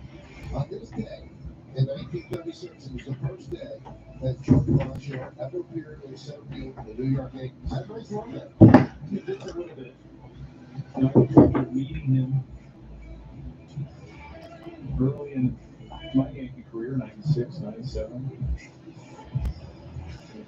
13 big league seasons, 9-time world champion, 3-time AL MVP at the 56-game hitting streak in 1941. And then in 1955, of course, he went into the Hall of Fame. So Yankees bottom of the order. They got to start getting something going here. It's the bottom of the fifth. 5-1. Tampa's got the lead over their AL East divisional rival here. Harrison Bader now. Batting 7-254, 7 bombs, 32 RBI. A little bit out in front of the slider, make it 1-1. Tyler Glass now 60 pitches now into his day. The only thing he's given up is a Jake Bauer solo shot. That's it, and that's all. Way out in front of a wicked curveball. And that just dropped way out of the zone. Got Bader way out in front of it on that side. And again, I don't want to speculate here, but on Michael K. and talk about it during the broadcast, I have the Yes Network as well on that side of it. I'm going to put Domingo Germán and putting him in there because you got to relieve Brito because he's been giving up shots all over the place. It's like a Little John song on that end. But you might want to make sure that somebody else is ready for the trade deadline portion of it. That's just something to think about in the back of the mind here because we're only a day away. And there might be a couple big moves. Although there was said that for the St. Louis Cardinals, Nolan Arenado, they'll hold on to him. Goldschmidt, the same thing. This one's driven into deep left center field, but Jose Siri able to make the catch on that side. And it's 1 up and 1 down. But there will be some moves that will be made. From what we know, we believe it's Goldschmidt and Arenado will stay in St. Louis. Cody Bellinger will stay with the Cubs, and Shohei Ohtani will also do so with the Angels as the Angels continue to try to load up on that side. So there will be some moves that will be made, but there could be some speculation here for Germán. Maybe you're trying to keep someone else fresh that the Yankees might try to look and deal. That's just my thoughts because Not often would you scratch somebody with an injury and then get him back up there in the 4th inning. This doesn't make a lot of sense. So Glasnow pitched 65 into his day. Volpe is 1 for 1. Again, he blasted a pretty deep ball on that side of the left field side. Anthony Volpe's got a hit, but Bowers is the one that has only done the damage right now. It's been 4 bombs for Tampa's 5 runs. It's a 5-1 lead. Volpe waiting on the 1-1 as the curveball missed from Glasnow. And he'll try it again. It's a slider more like. It's 2-1 here for Anthony Volpe. So 207 average, 13 bombs, 36 RBI. With 44 runs, scored 35 walks, 110 strikeouts. Still just 22 years of age. And as Waldo Cabrera was someone they wanted to see, he struggled early and got sent down. But he's another one you think of. Fastball splits the plate at 96. Volpe just watched it go by. Make it 2-2. So they're mentioning that Volpe's starting to cover the outside pitch and start to read the zone. Again, that's kind of a little bit for Spencer Torkelson. For me, for the Tigers side, is he's out in front of the changeup and we'll do it again. But you learn to start to read some pitches. Again, this is just for me. I got cerebral palsy on that end. It'll be the show's not going to be an all-soul predictor. But once you play, you consistently get your reps. You see what pitchers are trying to do to you. You end up kind of reading the zone a little bit. That's the stage that Volpe's in. He's 22. He's got tons of time yet. 2-2. This is a check swing. He did not go. That'll make it a full count here on a curveball.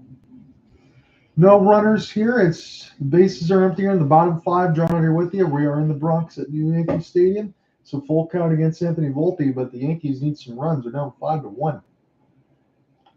So Tyler Glasnow will deliver. Blow him away with a 96-mile-an-hour fastball. So Glasnow showing the heat. And this will go back to Ben Hortvedt before we go back to the top of the order again. So he was busted in with a couple of curveballs, sliders down in the zone between 82 miles an hour, and they got an easy 97 up.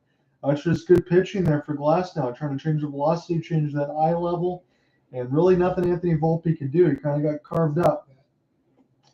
Curveball down. This one splits the dirt.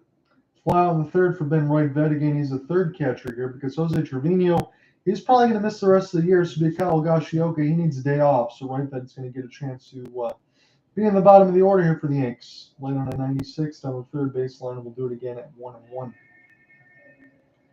I'm not sure when I look at this lineup, as I mentioned a couple times throughout this broadcast. You can tell me if I'm wrong on that end. For Tampa, I see a pretty complete team, although they've been struggling from the all-star portion of the Yankees. I see some holes in the mix of that batting order and mix of the pitching, some depth. They need to kind of retool a little bit. I would be a proponent. I think the Yankees need to sell a little bit at this deadline. I understand they could be in it. If they were in the AL Central, they'd be in first. I think there's some work that needs to be done here for Brian Cashman's squad. This is cued. Chopper. And this sent back over here for Lowe. Easy toss over. And the Yankees are done in the bottom of the order on that side. Let's go to the 6th. Tampa's up 5-1.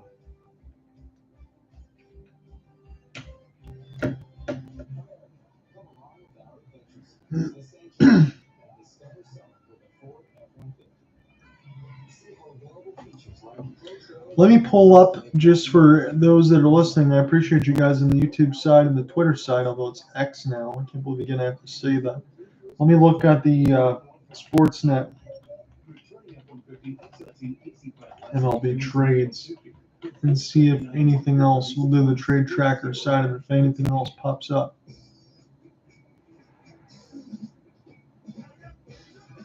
So this is up to date. We'll go through this right now.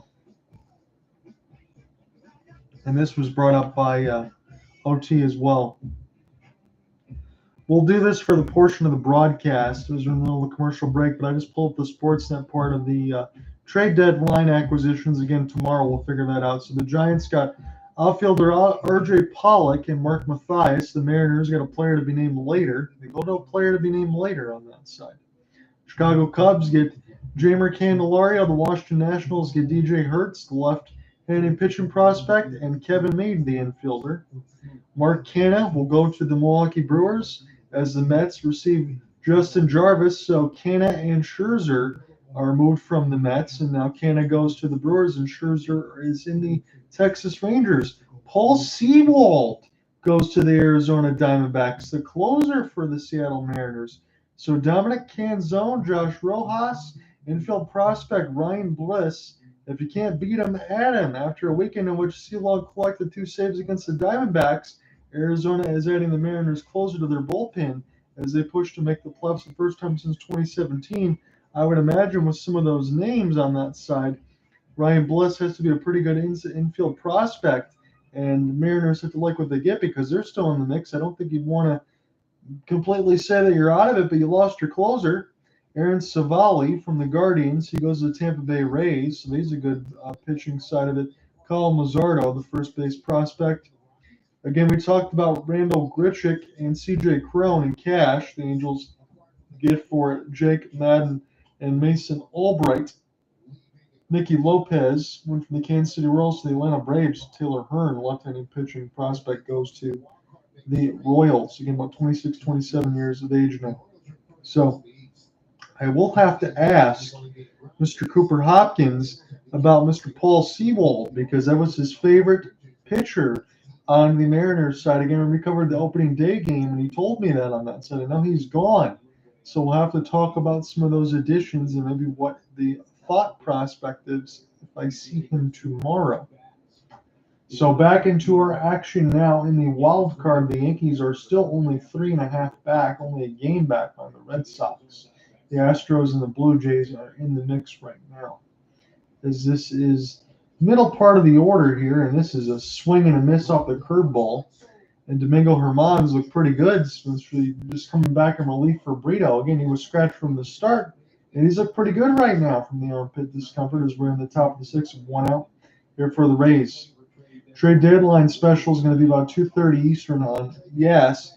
You can look at MLB Network. I'll talk about some of those moves if I'm within the broadcast round, whether it's solo or with Cooper Hopkins. There'll be different games on that side. If it's solo, it'll be Orioles and Blue Jays. And if I'm with Cooper Hopkins, it'll be the Red Sox and the Mariners. So Randy Arozarena, he's batting clean up here today. 17 bombs, 6.2 RBI, 260 average. And this is going to go right to Volpe. Good stab. Throws this over in a nice play from Volpe to Rizzo. Keep his foot on the bag. And Domingo Germán has got 5 outs right now, unblemished, just 18 pitches into his day. Dare I say he's looked really good. Very curious as to why he was left. So Aaron Boone said in the pregame he feels good today. We didn't feel like we'd risk sending him out there if we had to pull the plug in the first inning. It puts us in a tough situation. Well, maybe they're in a tough situation because Brito gave up 4 bombs and they have to bring in Germán. It kind of contradicts the statement, does it not? Maybe Brito put him in a tough situation and they had to go back to Germán. So this one not on the first baseline for Raley, but who knows? It's tough being a bench boss. And again, you're only given what you're given on that side as far as the players that are available to you per day. So 1-1. Curveball. Good pitch for Germán. Make it 1-2. Again, this will be interesting in the story prospect of hopelesssportsguy.wordpress.com. I'll definitely have a lot to say about this one. I don't think it's going to be anything too crazy, but it's interesting to watch Germán look pretty good right now. Curveball. This is off the back foot, and we'll do it again as it's fouled away. But he can go through 2 innings completely unblemished. He's kind of cruising right now as Domingo. Although the Yankees bats need to really wake up here. They'll be going into the bottom of the 6th, down 5-1 at the very least. If Tampa can't add anything with Luke Raley here with 2 outs, 2-2 pitch is down with the changeup. So Meredith Marakovitz on that side is talking about it. I want some testing of things, and said he feels fine. It looks fine to me right now on this side as it goes to full count, couple changeups miss on the outside part of the plate. I'm very interested if I do talk with Cooper Hopkins tomorrow, and that's about Paul Sewald. We'll definitely have a conversation with that. Full count pitch. And this is a couple of changeups and curveballs are down. Luke Raley was able to just watch him. He didn't have to swing. Wasn't even tempted. They were all in the dirt. So it'll bring up Isaac Paredes, who already has a solo shot in this game. Now got 21 RBI, or 63 RBI, and 21 bombs, as that's just updated. 880 OPS, 259 average. Bullpen budget on that side in between what's available on that and Yankees pitch counts. And they're showing they've been pretty used over that back end bullpen. So that's probably another reason why Domingo Germán's out there. Injured or not, you got to find someone that's available to be able to get you out. Sometimes it's just as simple as it goes. So 0-1 against Isak. 2 for 2 on the day, a double and a bomb. He's had a nice day so far. 0-2 pitch as he's waiting on it. And now before the first disengagement, throws it over to Luke Raley at first. He's got one more left to get 2 per batter on that side of the pitching side. And if you don't get him on the third, he'll get the automatic base. Luke Raley doesn't have a ton of speed, but when you use the second disengagement, it's likely that they'll go. Still waiting on the 0-1. Domingo gets the sign. It's a changeup, and Isak was way out in front of him. He got that fastball. He might have knocked it out again. That's going to make it a 7-1 game. That's what he wanted to do, at least on that swing. 0-2. It's a runner on first, making Raley. Tampa hasn't done anything yet in the 6th inning. Disengagement is used for Isak as he'll work back on the gloves on the Eagle Shield side of it. Again, I get to watch the former Tiger here. A couple times I'll flip back and forth between Tampa, Baltimore games, Braves. I like to see some of the top teams in the league as I'll flip through at times. Some dinner, MLB TV, this and that when I'm not calling some games, just to see how Isak Paredes is going to do. And he's been really, really good on that side. So defensive indifference, really, off of a wild pitch. Raley will get the steal. We'll move him up to second base. Out of the 43 home runs for Isak Paredes, they've all been pull shots to the left field side. All of them, nothing middle, nothing opposite, all pulled. So that's all you feature on that end. 1-2. Swing and a miss on a curveball. And Domingo Germán's been good through his first 2 innings. But the Yankees, they need some runs. It'll be Torres, Judge, and Rizzo in the bottom 6.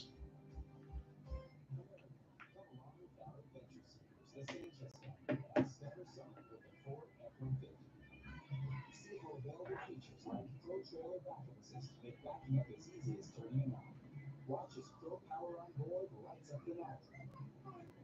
And Ford Blue Cruise makes driving even more fun. Returning F-150 XLT AC Plant lessees can lease an F-150 for $479 a month for 36 months with 0 cash due at signing. Become an auntie. Book a flight. Stay 4 nights. Meet the baby. Make the baby cry. Give the baby back. Fly home. Silver Tears Simple Trip. Join one here and move up tears fast. So you want to be great? First, believe you are. Greatness requires grit, like that, like this. Because greatness isn't about what you've done. It's about what you do next. When you drive a Ram, summer is more than a season. It's an opportunity to load up on more toys, to stop looking for fun and be the one who brings it, and to make every day even more inviting than the last. Make this the summer you drive a Ram. During the Ram Make This the Summer event, get 10% below MSRP on all 2023 Ram 1500 Bighorn models. As parents, we pay out less for school. So here's a novel idea. Just spend less on your kids. Amazon has great deals on everything kids need. Instead of spending more, you spend The electric Audi vehicle, a local tri-state Audi dealer today. From the 4th inning, back-to-back home runs for Paredes. And then Lowe makes it a 5-1 Rays lead. Monitor Einstein scoreboard. Tampa Bay leads 5-1. Here at the bottom of the attack, one more guess with Lamar. You ready? Yes. Could it have been that he was in a trade that fell through? Anything's possible. Anything's possible. Labor Torres leads off, hits one up the middle. So as we come back in from the break, Grabler Torres is just out. That was a great play from Wander. Franco will toss him out. It was put right in the middle of the zone and tossed back over, and the Rays able to get 1 up, 1 down. That's a nice running play. That was Brandon Lowe actually shifted over for as much as you can shift on that and able to get the out. Michael K., when we talk about Domingo Germán in the last inning, is there any kind of trade that fell through there on that side? That's what they mentioned. If it wasn't on that end, you can go back out there and pitch. There's a lot of speculation as far as how Domingo Germán was available, and then he wasn't, and now he is on that side. As Kevin Cash is back out there right now. somebody pull something on that side. So now Yandy Diaz, they are taking a look at him. I didn't see what happened with Yandy on that side. And this was trying to get maybe a step onto the bag for Gleyber Torres, possibly. We'll have to get another look at this. But Kevin Cash immediately off the trainers and everyone else middle of the infield trying to check on Yandy to see if he's okay. It seems like he is with all the body language and everything else across. So I am just double checking on this side. So Brandon Lowe made a sweet play. This one is a stretch over on that end, off the back side of the knee. Did Gleyber maybe get a piece of the back end of the heel for Diaz? I didn't see it there. Looks like Yandy's okay nonetheless, but they wanted to go back and check on him. So thankfully, everything should be good on that side for Yandy. That'll bring up Aaron Judge for the third time today. He's got one walk and one strikeout. And this is a slider way down. So Glasnow trying to get through 6 innings of work, giving up just 1 run, a Jake Bauer solo shot. 4 bombs for Tampa in this game as they have a 5-1 lead. And now a slider again way out of the zone, this time on the left side of the box. And a 2-0 count for Judge. See if he wants to get a little bit nasty in this count. Anthony Rizzo is due up next. It's 1-2-3 in this inning. Perfect fastball right at the knees in the bottom part of the right black. 2-1. Speaking of that side, you got the eye black for Aaron Judge. Again, it's always good to see him back out. He just played 51 games this year. Giancarlo Stanton missed a lot of time as well. So the Bronx Bombers missing a couple bombers on that end. Just recently get them back. Slider down. 3-1 count here for Judge. This is a time where you don't want to get too crazy. So Anthony Rizzo, the last 51 games, 190. But the first 46 was 303. He's really slumped. Perfect pitch for Glasnow in that same spot, bottom right corner. It's a full count now for Judge. Again, that's probably something even for Judge. What are you going to do with that pitch? So he'll wait on the full count, 1 out. And the Yankees, bottom of the 6th, they're down 5-1. Judge. Fastball. A little bit late down the first base line, and we'll do it again on the full count pitch. Big number 99 is 31 now. Again, just 51 games, played the toe injury. Was on the right field side of the gate at Dodger Stadium. And they're saying he doesn't know if it's ever going to be right, not just for this season, so probably mixing in more DH days and need his bat in that lineup. Fastball. He got the walk. That was a borderline pitch for Glasnow, but Aaron Judge, again, after the first pitch in the first at-bat, when he took a strike right down the middle, this one was on the black, as close as it could possibly get, maybe a stitch of the baseball in the zone, but Glasnow does not get the call, and Aaron Judge draws his second walk. So the eyes look pretty good so far, but Anthony Rizzo, who's really been struggling over the last 40-something games or so, is batting third, and this is what I'm talking about, some of the holes in the lineup. You might want to even kind of move Judge to 3, Gleyber to 2, put Harrison Bader up at 1. I understand why you put Judge up there earlier. The Yankees want to give him as many at-bats as possible. I get it. But you've got to be able to adjust the meat of that order so they can do some damage. And I'm not just saying it because it's a 5-1 game now. I'm talking about consistently driving in runs. It's going to be a problem when you got guys that are hitting about $140 in the middle of that order of the recent stretch. So Rizzo smokes it. Right field line, this is going to go off the wall, just miss off the pole. And this will put Judge to third. So Anthony Rizzo just misses a home run. That was a hit that he's badly needed, and the Yankees have runners on first and third as Rizzo almost pulled it down the shortest part of the right field line, just missed the pole, as this was a seam, and it's only 314 back there, probably hit at about 306 on that side, about as small as you can get on the right field part of the porch, but Rizzo doesn't care, he's going to take it, and the Yankees could be in business here with Giancarlo Stanton, who's going to be cleaning up. Again, he's getting a rare start in right field, again, with some of the injuries with Aaron Judge. You want to make sure on that end. And again, the pitching coach going to come back out there. They're going to use one of their mound visits. You have to do so now. It's pretty simple with Stanton. Don't make a mistake in the middle of the zone. You do that, this could be a 5-4 game. This could be a brand new baseball game, no doubt about it. So 0-2 for Stanton as Glasnow. Pitch count still very economical. 84 pitches into his day. Could at least get through a solid 6, maybe unblemished with just 1 run, just a solo shot from Jake Bowers. It'd be a pretty good day. Stanton could absolutely wreck it right now with the power that he does have. 14 bombs and 35 RBI. Again, he's played just 54 games. Judge just 51. So Stanton. This is cued off the end of the bat. This is going to be a double play. That is a very bad at bat for Giancarlo Stanton. At least not go ahead and take a couple pitches and take a look. This is cued in off his hands. Nothing he's going to do with it. And Glass now gets out of it from runners at first and third. He's only given up 1 run so far. And we will go to the 7th inning. That's not a smart at bat for Giancarlo. There really isn't anything to say other than that one pitch. You have runners in scoring position. You have Glass now potentially on the ropes, and you bail them right out.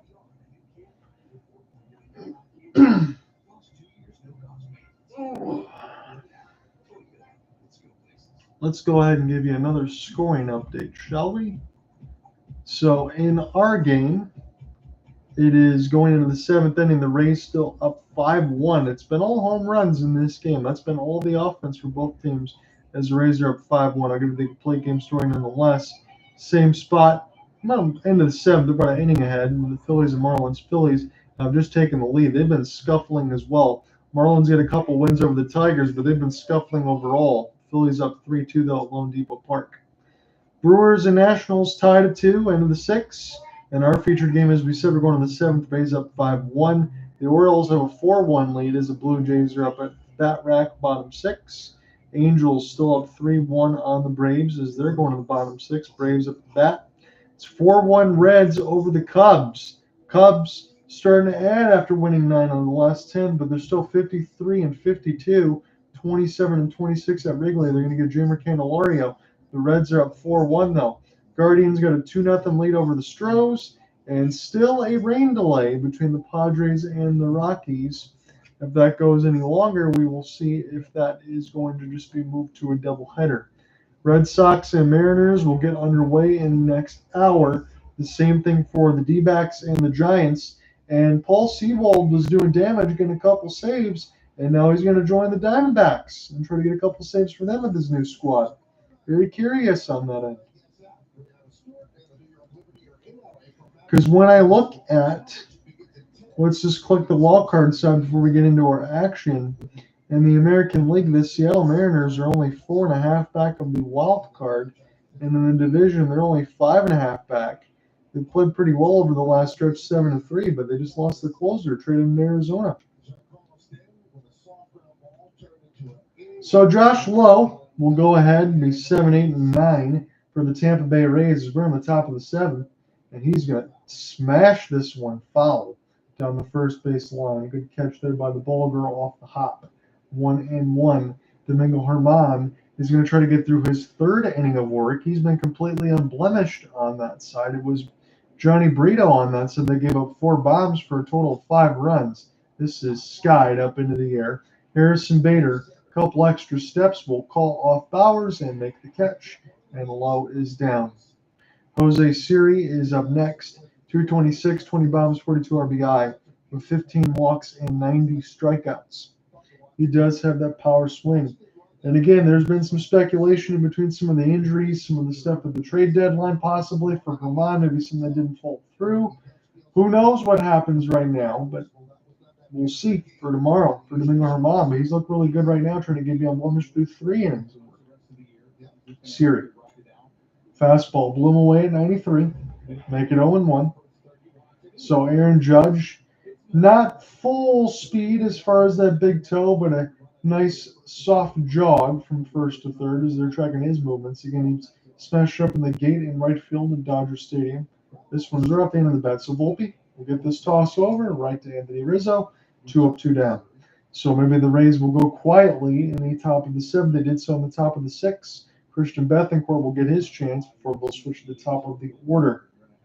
Yankees down 5-1. John Under with you on this broadcast today. I'm getting the yes feed from MLB TV. Again, thank you for Cooper Hopkins on that side. Be able to get this stuff for free as they recently switched over from T-Mobile. Catch it at the end of the year on T-Mobile Tuesdays. and get all this stuff for free. And if it's in your market, like it is for Detroit, for me, you can't watch the Tigers game, but you can watch everything else. But for me, that's okay because Tigers don't win a lot. So 0-1. Domingo Germán about to throw pitch number 36. Again, he can be 9 up, 9 down as far as 4 or 5, 6, and 7 as far as his innings appearances. He was scratched with armpit discomfort, and all he's done now is put up zeros on the scoreboard. In the chat section, part of it, I wanted to throw that out there. Just one vote. I said, what do the Yankees do at the deadline? And the one vote says sell. That's kind of where I'm leaning right now. 0-2 against Bethencourt. Is Germán taking a long time in between his pitch count as much as you can between the clock and a swing and a miss off the curveball. So Germán, very solid through his first 3 innings. Yankees are down 5-1 going to the bottom of the 7th before we get set to stretch. They got to get something going.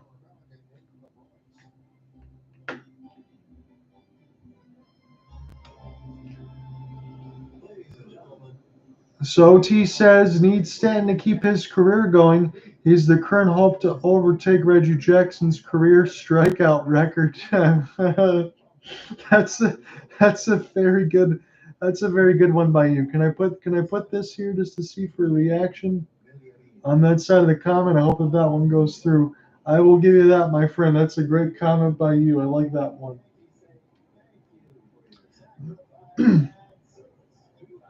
Yeah, Stanton is one to always give you that strikeout portion of it. They pay him for the home runs, but they do pay him quite a bit. And between Judge and Stanton, they are signed for a long time. So whether or not they do damage, they're going to be do damage to the pocketbook of Ryan Cashman and company, and the Steinbrenners. So hopefully they can do it and do it in a productive way. But either way, nonetheless, it's going to be damage all the way across the board. So that's a good look for you for the Reggie Jackson career strikeout record. I think Stan will match it if he stays in the Yankee pinstripe uniform.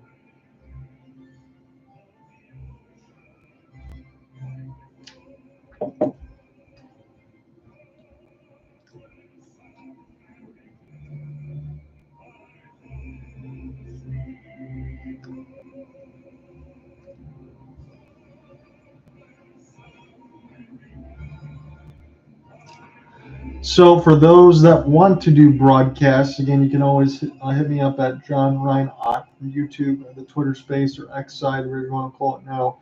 If you want more clear audio, you can follow along on Twitter/X to get that side of it. But just make this note again on the RotorWire side. Anything that's highlighted in red is potential for rain. That still will be had between San Diego and Colorado. Starters will be Seth Lugo and Austin Gomber if that gets underway. Again, Ha-Sung Kim, they have him in there. I thought he did get injured on that side or was to watch. He's the DH.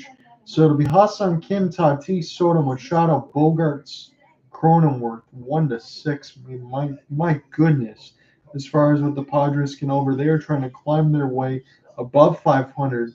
Jurickson Profar, the former Padre, would be Tovar, McMahon, Elias Diaz, Brendan Rodgers, Toglia, Harold Castro, Montero, and Doyle.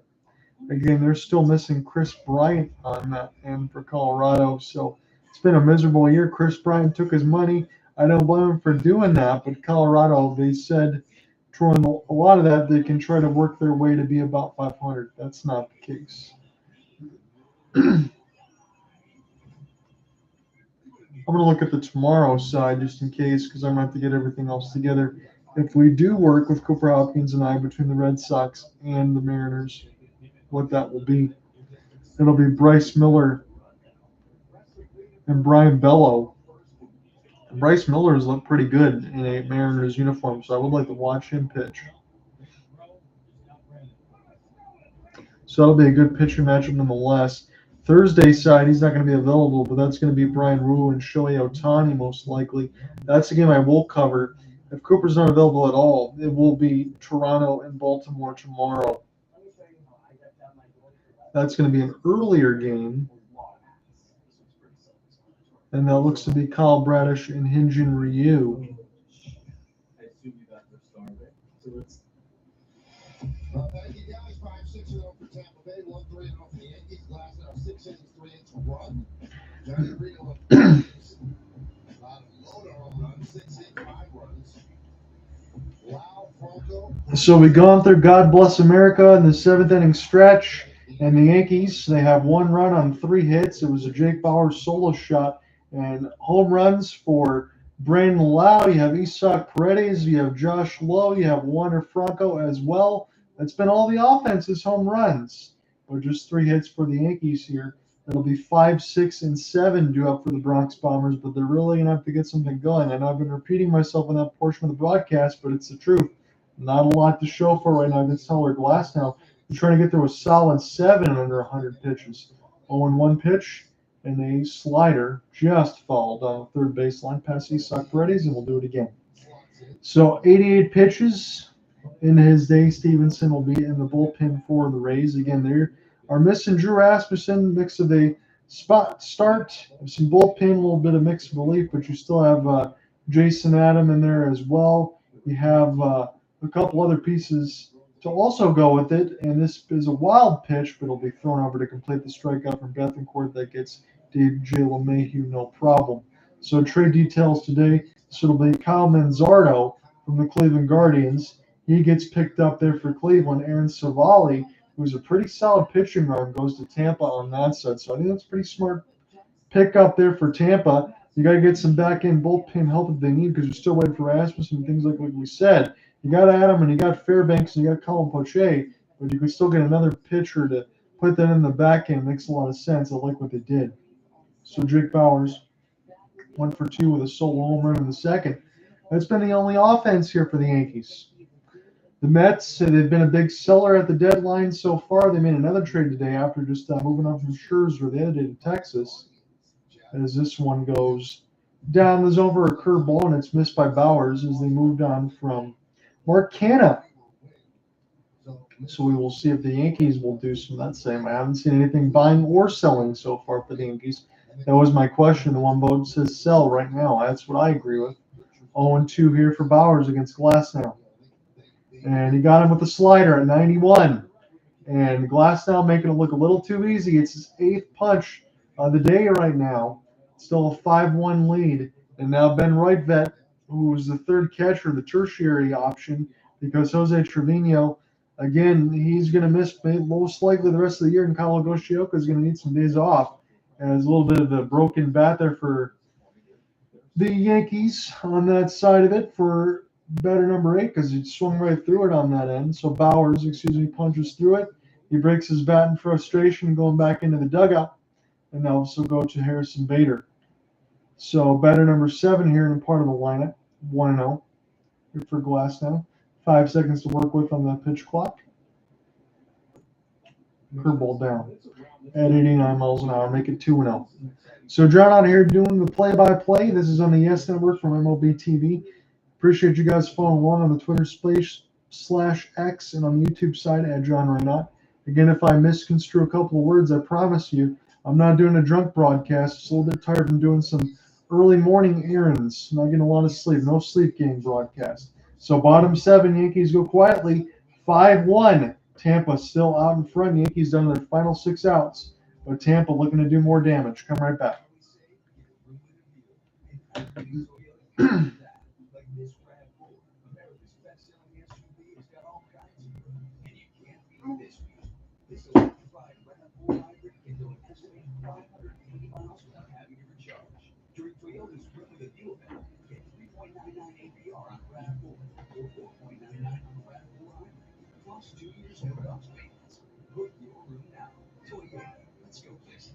What makes baseball even better? Showman, more action. How about more steals, Acuna? More hits? Chester? Okay, Mookie, more hits?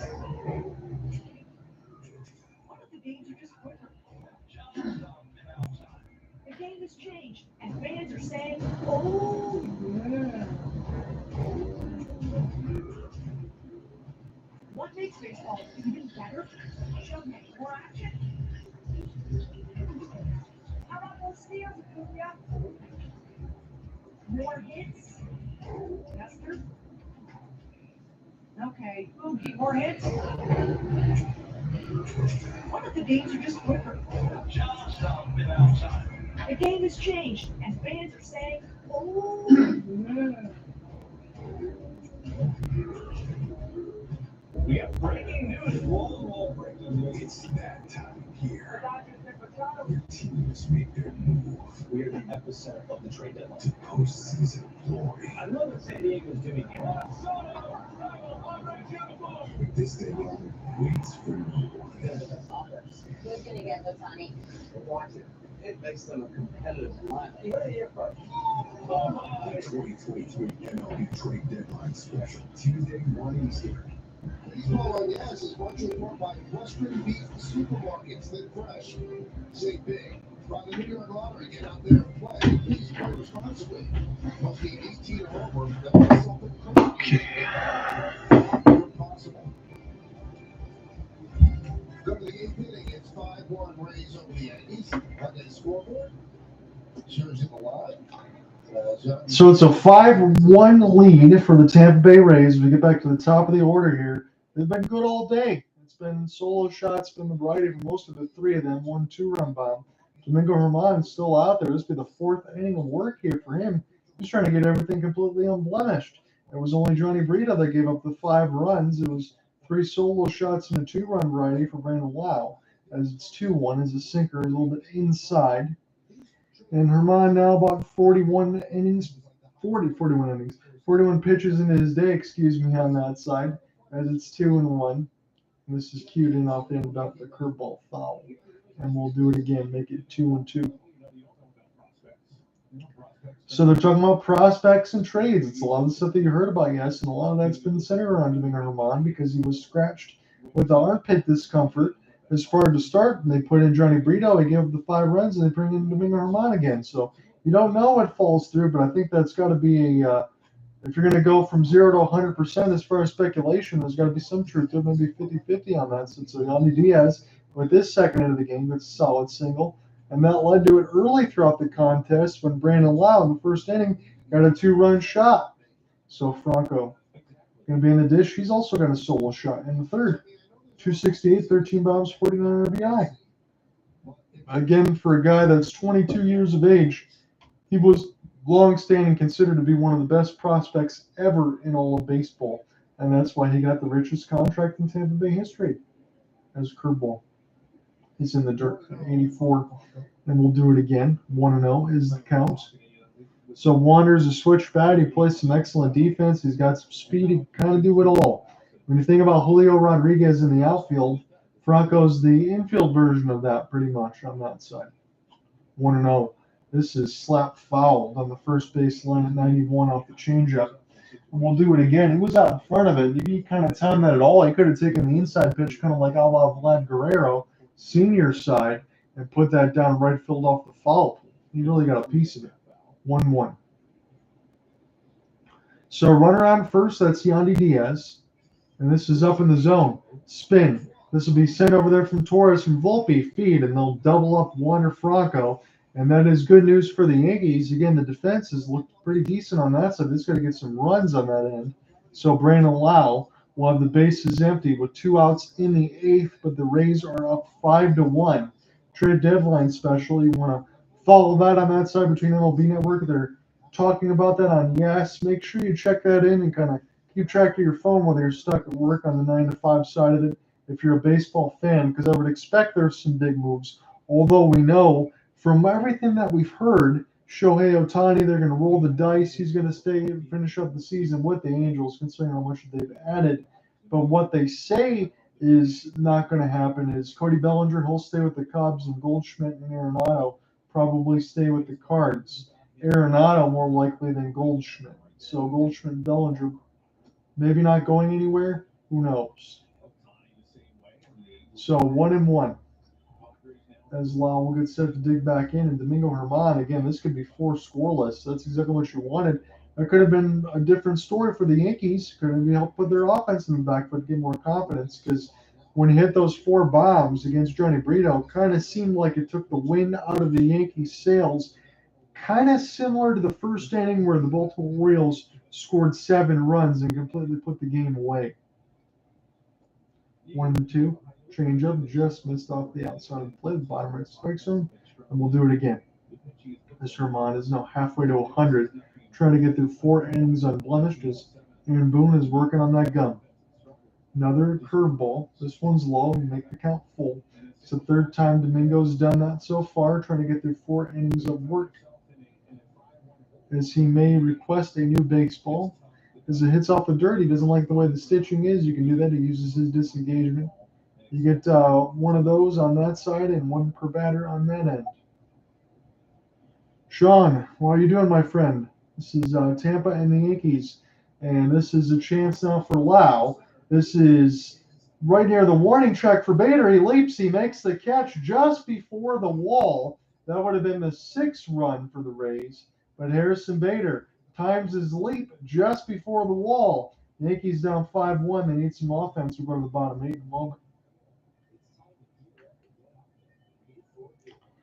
So admittedly, we'll see what happens at the deadline. That's kind of what I was alluding to at this point. Yankees have given up 5 runs, and 4 of them via the home run. 3 solo shots and a 2-run home run for Brandon Lowe. There was a solo for Wander Franco, Isaac Paredes, and Josh Lowe. And on the other end, the only run for the Yankees is a solo shot for Jake Bowers, former Cleveland Guardian. YouTube side of the question was as simple as this. What should the Yankees do before the trade deadline? Only a couple votes on that side, but it says sell. That's kind of what I was thinking too on that side. We will see what happens. There was some speculation coming into this game whether or not Domingo Germán would go. He had some armpit discomfort, so they brought in Johnny Brito. He gave up 5 runs, but then Germán came out to throw 4 scoreless innings right now as we're going to the bottom of the 8th. So there is some intrigue whether or not there is some trade speculation on the reliever here for the Yankees and Domingo Germán. Remember, just a few weeks ago, he threw a no-hitter. Okay, more hits. What if the game is just quicker? The game has changed, and fans are saying, oh, yeah. This is Gary Cole. This is Christopher Russo. And this is the High Heat, High Seas. Gary Cole plays hard, so he doesn't end up here. High Heat with Christopher Russo. Big players play harder on MLB Network. On MLB Network's Wednesday night showcase, Marina, Diaz, and the relentless Rays keep the pressure on as they face AL East rivals Rizzo, Torres, and the Yankees. The Casamigos Tequila MLB Network showcase. Wednesday at 7 Eastern. Well, let's check out the T-Mobile coverage cam. But Glasnow has electric stuff. He showed it tonight. There's that slider. Strikeout looking at another slider down and away. Another strikeout. There's that big curveball that he has. About 94 to 96 tonight. 8 shots in 7 innings. That's the third outing in a row that he's gone 7. So 3 outings in a row that Tyler Glasnow went 7 innings. It'll make way for Robert Stevenson in the bullpen. Hopefully maybe be a setup guy in this situation, or in the case in between Colin Poche or Jason Adam or Pete Fairbanks, that the Rays have enough lead where they're going to use some of the back end portion of their arms. So Anthony Volpe will have to try to get some things going here. He does have a walk and he does have a hit as well on the side as he swings and misses on a cutter at 88 that was all the way down to the zone. Still offered at it anyway. It'll be 8-9-1. Volpe, Roitvet, and Gleyber Torres. And before it'll be Judge, Rizzo, and Stanton, 2, 3, 4 in the bottom 9. Yankees are down 5-1 as Stevenson gets set to deliver the 0-2. Perfect cutter right on the bottom of the black. He told Volpe to go sit down. That is a gorgeous pitch. That was cutting all the way in and right on the black. No chance. Even if you wanted to hit that, probably would have sawed off his bat. So for Glasnow, he went 7 innings. He only gave up 1 run. It was the solo shot from Jake Bowers. Ended up with 8 strikeouts. So if you have Glasnow in fantasy, good for you on that side because he was absolutely filthy. Roitvet and a cutter high. This one catches the top part of the box. 0-1 and gets Roitvet. He didn't like the call, but that was indeed a strike. Again, 133 average. He's only played 6 games so far, so I'm not going to sit here and say too much about the numbers just yet. He needs to get more major league experience. 87 mile an hour with the cutter on that side. This misses about 2 or 3 feet out the zone, making 1-1. So Yankees, I believe, are held to just 3 hits in this game. Bowers does have the home run.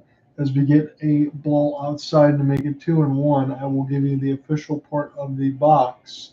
So it is 1 run on 3 hits for the Yanks, 5 runs on 7 hits for Tampa.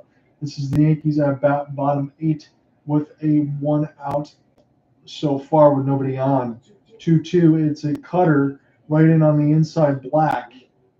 And right vet just has to look at it. There really isn't much going on as far as being able to make contact with that. It's been all cutters here for Stevenson so far. 2-2 pitch. Cutter. And this one is way outside, and right vet was way too far in front of it. He couldn't hit it if he had 4 swings. No chance. Gleyber Torres. So Stevenson, 2 batters, 2 punchies on this side, and it's been splitters and cutters. That one was probably a splitter, but it looked like a cutter on that end, and it was just way outside the zone. Going to try to see how far he'll go. So Gleyber Torres now will get set to lead this order the 3rd time around. Swing and miss on the cutter at 89, 5 feet below the zone. So the Yankees are not picking up on the cutter right now. Gleyber Torres 2 groundouts and a flyout. He has consistently made contact with the baseball. Most of the Yankees have not. A lot of them are punched by glass now. It's been 10 strikeouts for Rays pitching so far. Curveball high, and this one is just in toward the face, make it 1-1. 10 pitches into Stevenson's days. He's in relief in the 8th of Glasnow, who threw a solid 7, giving up just 1 run. Here is a one off the feet. This is going to be a run for Rosarina. Gets about 5 steps, and the Yankees go quietly in the bottom of the 8th. And at the end of 8, Tampa's up 5-1, and they're in cruise control right now.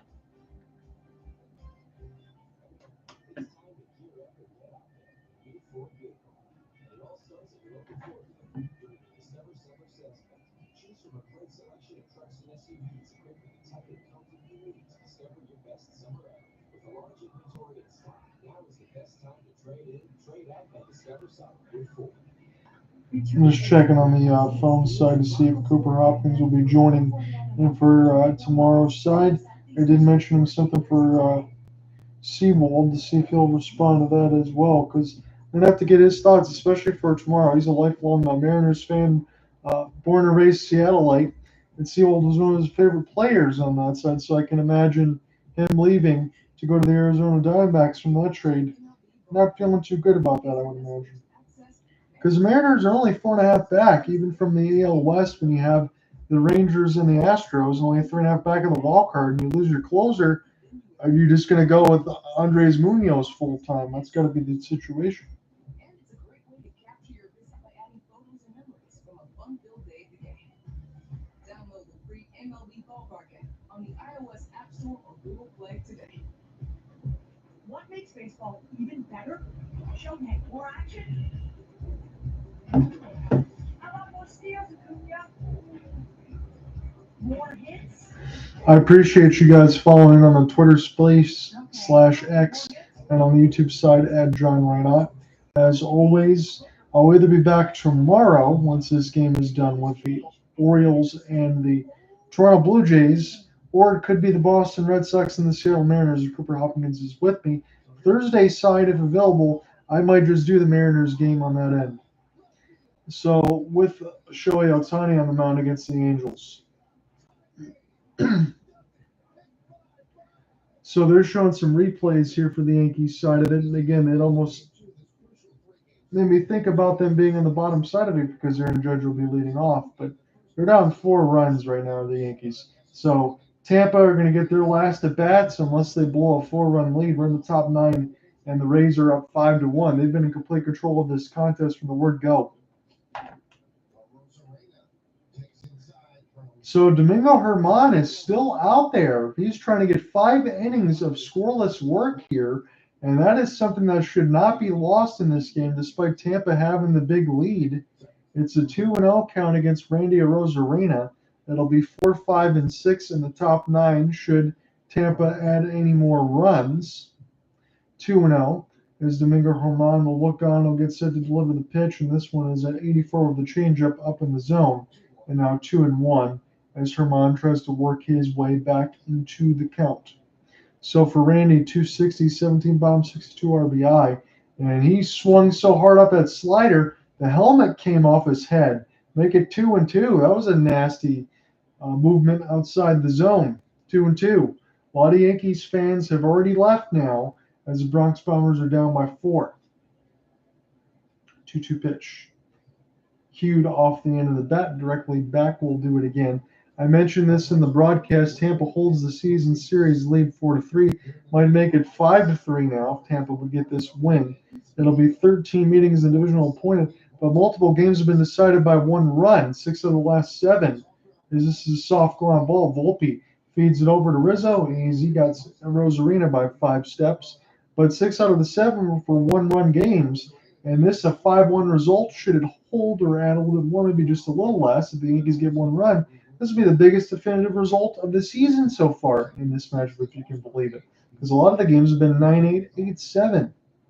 So Rosarina probably going to get his last at bat of the day for a lot of these Rays. Luke Raley, is batting 5th, as this one is down. 1-0 the count, a 92-mile-an-hour fastball. Walk in the 6th and a stolen base. Kind of looked more like a defensive indifference, to be honest with you, but still batting 266 on the season so far. Fastball a little bit late at 91, 1-1. Again, for those, you would think that these guys can time the bullet out of a gun as far as the fastball. Sometimes I see somebody late on a fastball that's in the low 90s, I get a little concerned, especially from the off-speed stuff. That'd be way out in front. 1-1 pitch. 92, this one seamed right in the middle. Bader back chasing him off the outside of the wall. Plays this beautifully off the hop, and this is gone, but Raley still able to hustle and get a double. That just missed a home run about 407 feet through center, and that was a fastball directly dead red in the middle of the zone. And Herman, that was his worst pitch of the day so far. He's trying to get through 5 unblemished, just kiss off the wall. But a beautiful play there by Bader. Bear hands it off the wall, guns it into second, but Raley has just enough speed to slide in there to throw the throw. But you can't play that any better than Bader did. So Isak already has a home run in this game. He's 2 for 3 today. The former Tiger, again, he's flourishing in Tampa. He's got a double and a solo home run. 258 average as he continues to climb in this game. 21 bomb and 63 RBI. Tampa trying to add to the 4-run lead. Curveball gets the friendly call, and that's what they say in behind the plate. That's available for you today. More pitcher friendly than anything else. 1-1. Domingo Herman is 62 pitches into his day, trying to get through scoreless 5. Johnny Brito gave up 5 in his 4 innings of work, 4 home runs. 1-1 pitch as pitch clock down to 4. Herman delivers. This is a sinker inside and off the back foot and make it 2-1 against Isak Paredes. He's been tracking the ball well all day, so it would not surprise me between a 2-1, or if it gets to 3-1, you let him loose. All of his home runs have been pulled in his career to the left field line. 3-1 off the curveball. First base is open after a Raley double, but this could essentially, if the game isn't already over, put it into more damage control at this point. But 3-1, we'll see if Paredes wants to get a little nasty on this swing. And we'll see what Herman wants to feature. Not even close. He didn't entertain throwing to Isak there. So runners on first and second, top 9, as Domingo Herman will be pitch 66 into his day, and it will bring up Josh Lowe. He went back-to-back home runs with Isak earlier in this game, and he would certainly like to get another one. He had a solo shot in the 4th as number 6 and 7 in the lineup went back-to-back. Now you got 2 chances to get a 3-run shot here with runners at first and second. So you got Raley at second and Paredes at first. So Herman in a little bit of hot water.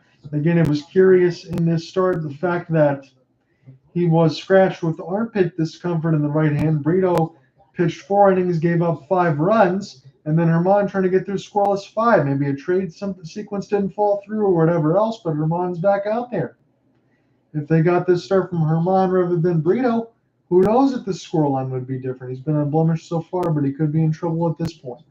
0-1 as he takes a look at the curveball. He gets set to dig back in. Straight open stance for Lowe as he puts the bat over his left shoulder. 0-1 pitch. Curveball off the back foot. It's 1-1 now. Tampa holding on to a 5-1 lead. They're trying to get back in the AL East race. Again, they're firmly in the wild card, but they've been scuffling ever since the All-Star break.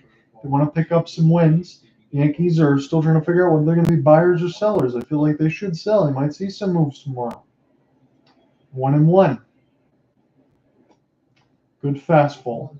And toward the outside black, make it 1-2 on Josh Lowe. Jose Siri would be next unless Lowe hits into a double play. 1-2 is the count. Tampa trying to add to a 5-1 lead. Herman. This is going to be a tough play. Glaber's got an only chance to get Lowe at first. That will advance the runners to second and third. So move them 90 feet. Jose Siri trying to come through with 2 outs in the top of the ninth. That was a good spinning stab there for Gleyber Torres. Good range as he was able to beat Lowe down the line. No chance for anything else there for any kind of double plays. So be smart, take the out at first, and have to leave it up here for Siri, who's 0 for 3 on the day. As you mentioned for Jose Siri, 226 average. He's more along the line of a 250, 260 type hitter. But when you think about his numbers from last year, probably about 2 or 3 home runs. Well, he's got 20 on this side. He never was the power hitter in Houston, but he's kind of developed that. He's taken his batting average down 30 points to get a lot more home runs in production. This is cued foul down the third base line. It was kind of smoked. The sinker at 92, he was up in front of it. 0-2, 2 outs. But Tampa does have runners at second and third. It's a fielder's choice, a strikeout and a ground out for Siri, but he's trying to come through here. In a clutch situation, Yankees already down 4. 0-2. And he swings and misses a pitch, not even close off the curveball. Throws the bat in disgust. It's Judge, Rizzo, and Stanton, 2-3-4. Last hope for the Bombers here.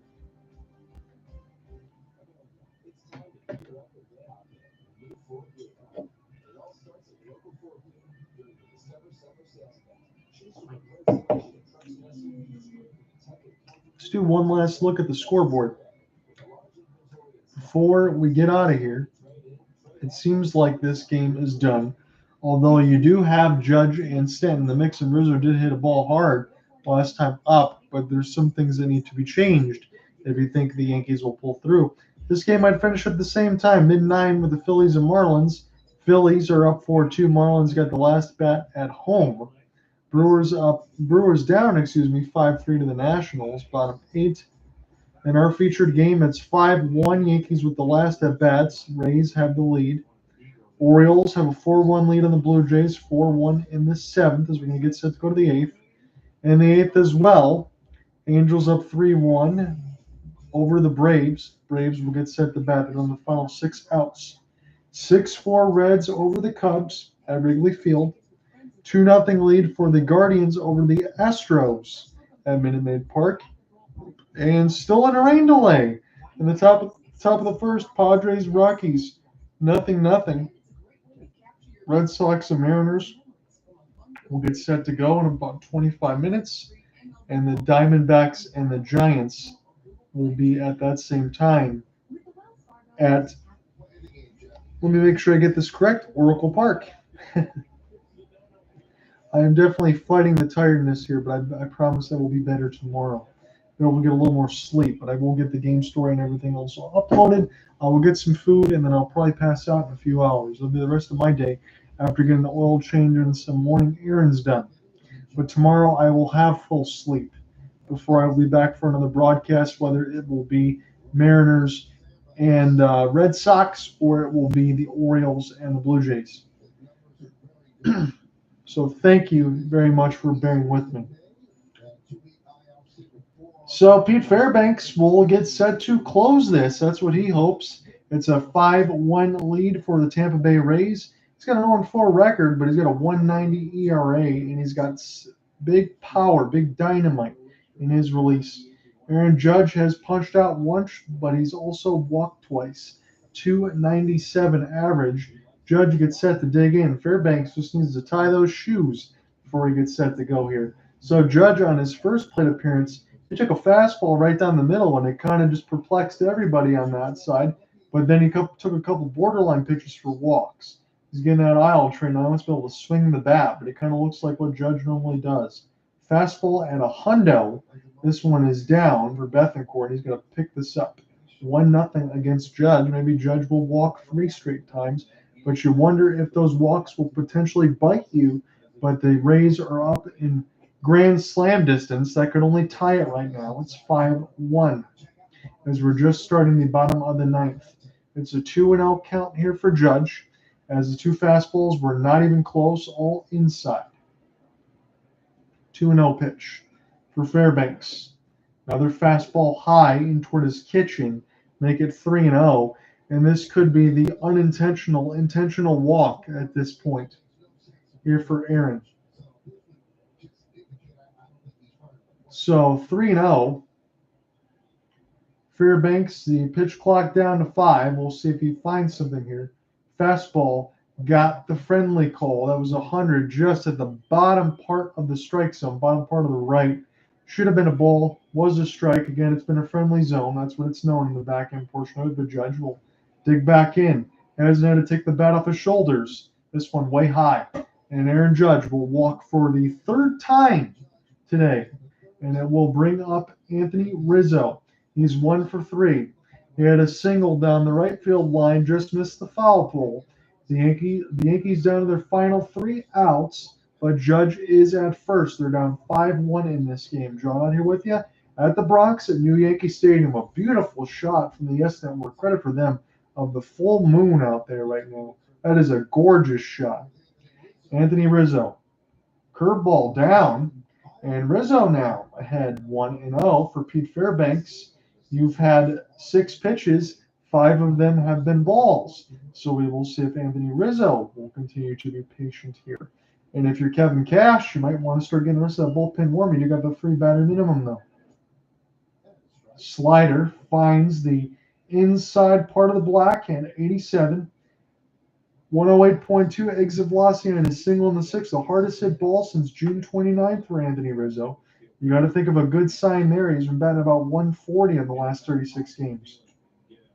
98 fouled directly back. He got a piece of the umpire, but he's looks no worse for wear. As Anthony Rizzo will look on now for 1-2 as he adjusts those Evo Shield batting gloves. Yankees down to their final 3 outs. They're down 4 runs. Judge is at first. Rizzo waiting on the 1-2 as Fairbanks gets the sign from Bethancourt. Bronx fans need a reason to cheer. This fastball is spiked into the dirt, and it's 2-2 now as Fairbanks delivers at 99. Nothing wrong with the velocity here for Fairbanks, but the location has been all over the place, mixing between 101, 100, and 99 as they will use the disengagement here. I believe this one's going to be against Fairbanks. So he's got 1 more, 2 per batter on the pitcher's side, 1 for batters on that end. And that could give a bigger leadoff for Judge, but you figure he's not going to run anywhere because he's still nursing that big toe injury on the right side of his foot. 2-2. Gets set to dig back in as Fairbanks. Curveball just got a piece of it as Rizzo, so he stays alive. No outs yet in the bottom of the 9th. Judge is at first. Hasn't been able to locate too much as Fairbanks, but that would have been a ball. But Rizzo went out of the zone. He got a piece of it to stay alive, however. 2-2. Fairbanks left to throw his 11th pitch in the bottom of the 9th. Rays up by 4. It's 5-1 scoreline. John, I'm here with you on the play-by-play and color side. So now the disengagement is used for Rizzo. So nothing left for Rizzo. 1 more for Fairbanks should he need it. That's a pitch clock violation. Excuse me. They didn't show that on that side for yes. So 3-2. It's a full count. Pitch clock violation against Pete Fairbanks. So this will be a situation now with a full count. Rizzo going to dig in. Swing on this on a wicked curveball. And Rizzo swears underneath his breath as he punches out. But that was a gorgeous pitch. It was an extra ball at the pitch count violation. And on that side, Rizzo, he wanted the fastball. He was on time for that. He got the curve way out in front of it. And this will go ahead and move this Yankees lineup a little bit down. Giancarlo Stanton. It's still Judge at first. Giancarlo had runners on first and third the last time he was up, and he cued it off his hands. And for a double play side, it was a very poor effort. It was a one-pitch double play when he really had Glasnow for a chance to be on the ropes. 0-1. See if this at-bat's going to be a little bit more patient. And this one is 1-1 so far, but Giancarlo Stanton's batting average is at a ghastly 199. He's still got 14 bombs, though. Stanton will dig in. 199 is the price of some bag of chips nowadays. You don't want that to be your batting average. Curveball splits the plate, and that is to the moan of a lot of the Yankee crowd. That was a orbit ball that he could have hit. It'll make it 1-2. 0-3 is Stanton today. Thank you, Ian. As you check back in, we got the final 2 outs for the Yankees. Stanton will cue this in off his hands, make it 1-2. 5-1 is the score line. Tampa out in front. I'll go ahead and get you in here on this side.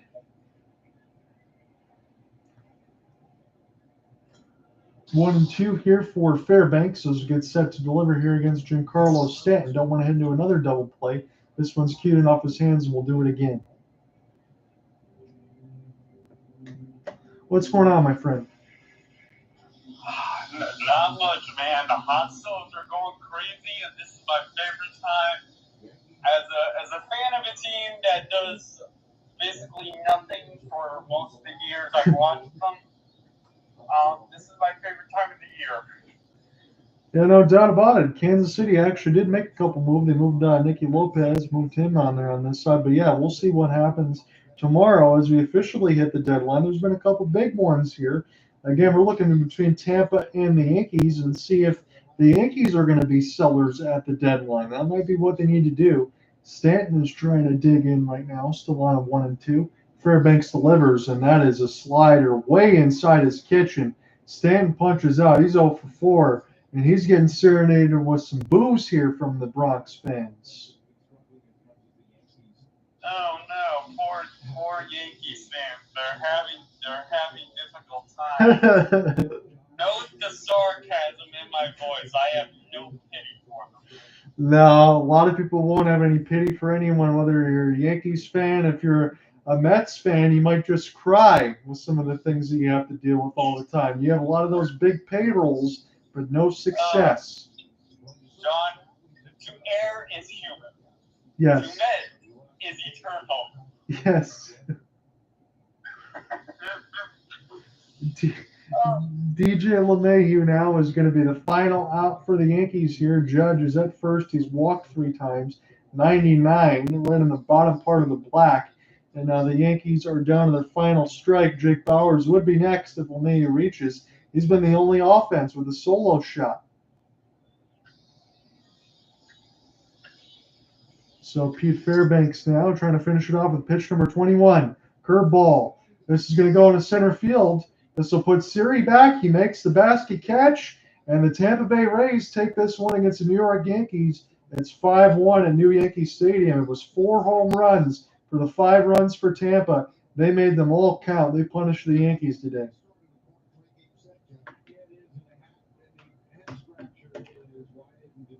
Well, we'll see what happens for the rest of the night, my friend. I'm going to get set to get out of here shortly because I got to write the game story and get some sleep. I had some morning errands and all that stuff. I powered my way through this broadcast on the solo side. If it's Cooper Hopkins with me tomorrow, it might be Boston and Seattle. If not, it will be the Blue Jays and the Orioles about a 7-10 start. So we'll see what happens. I hope you have a good night, my friend. I'm going to get the heck out of here. All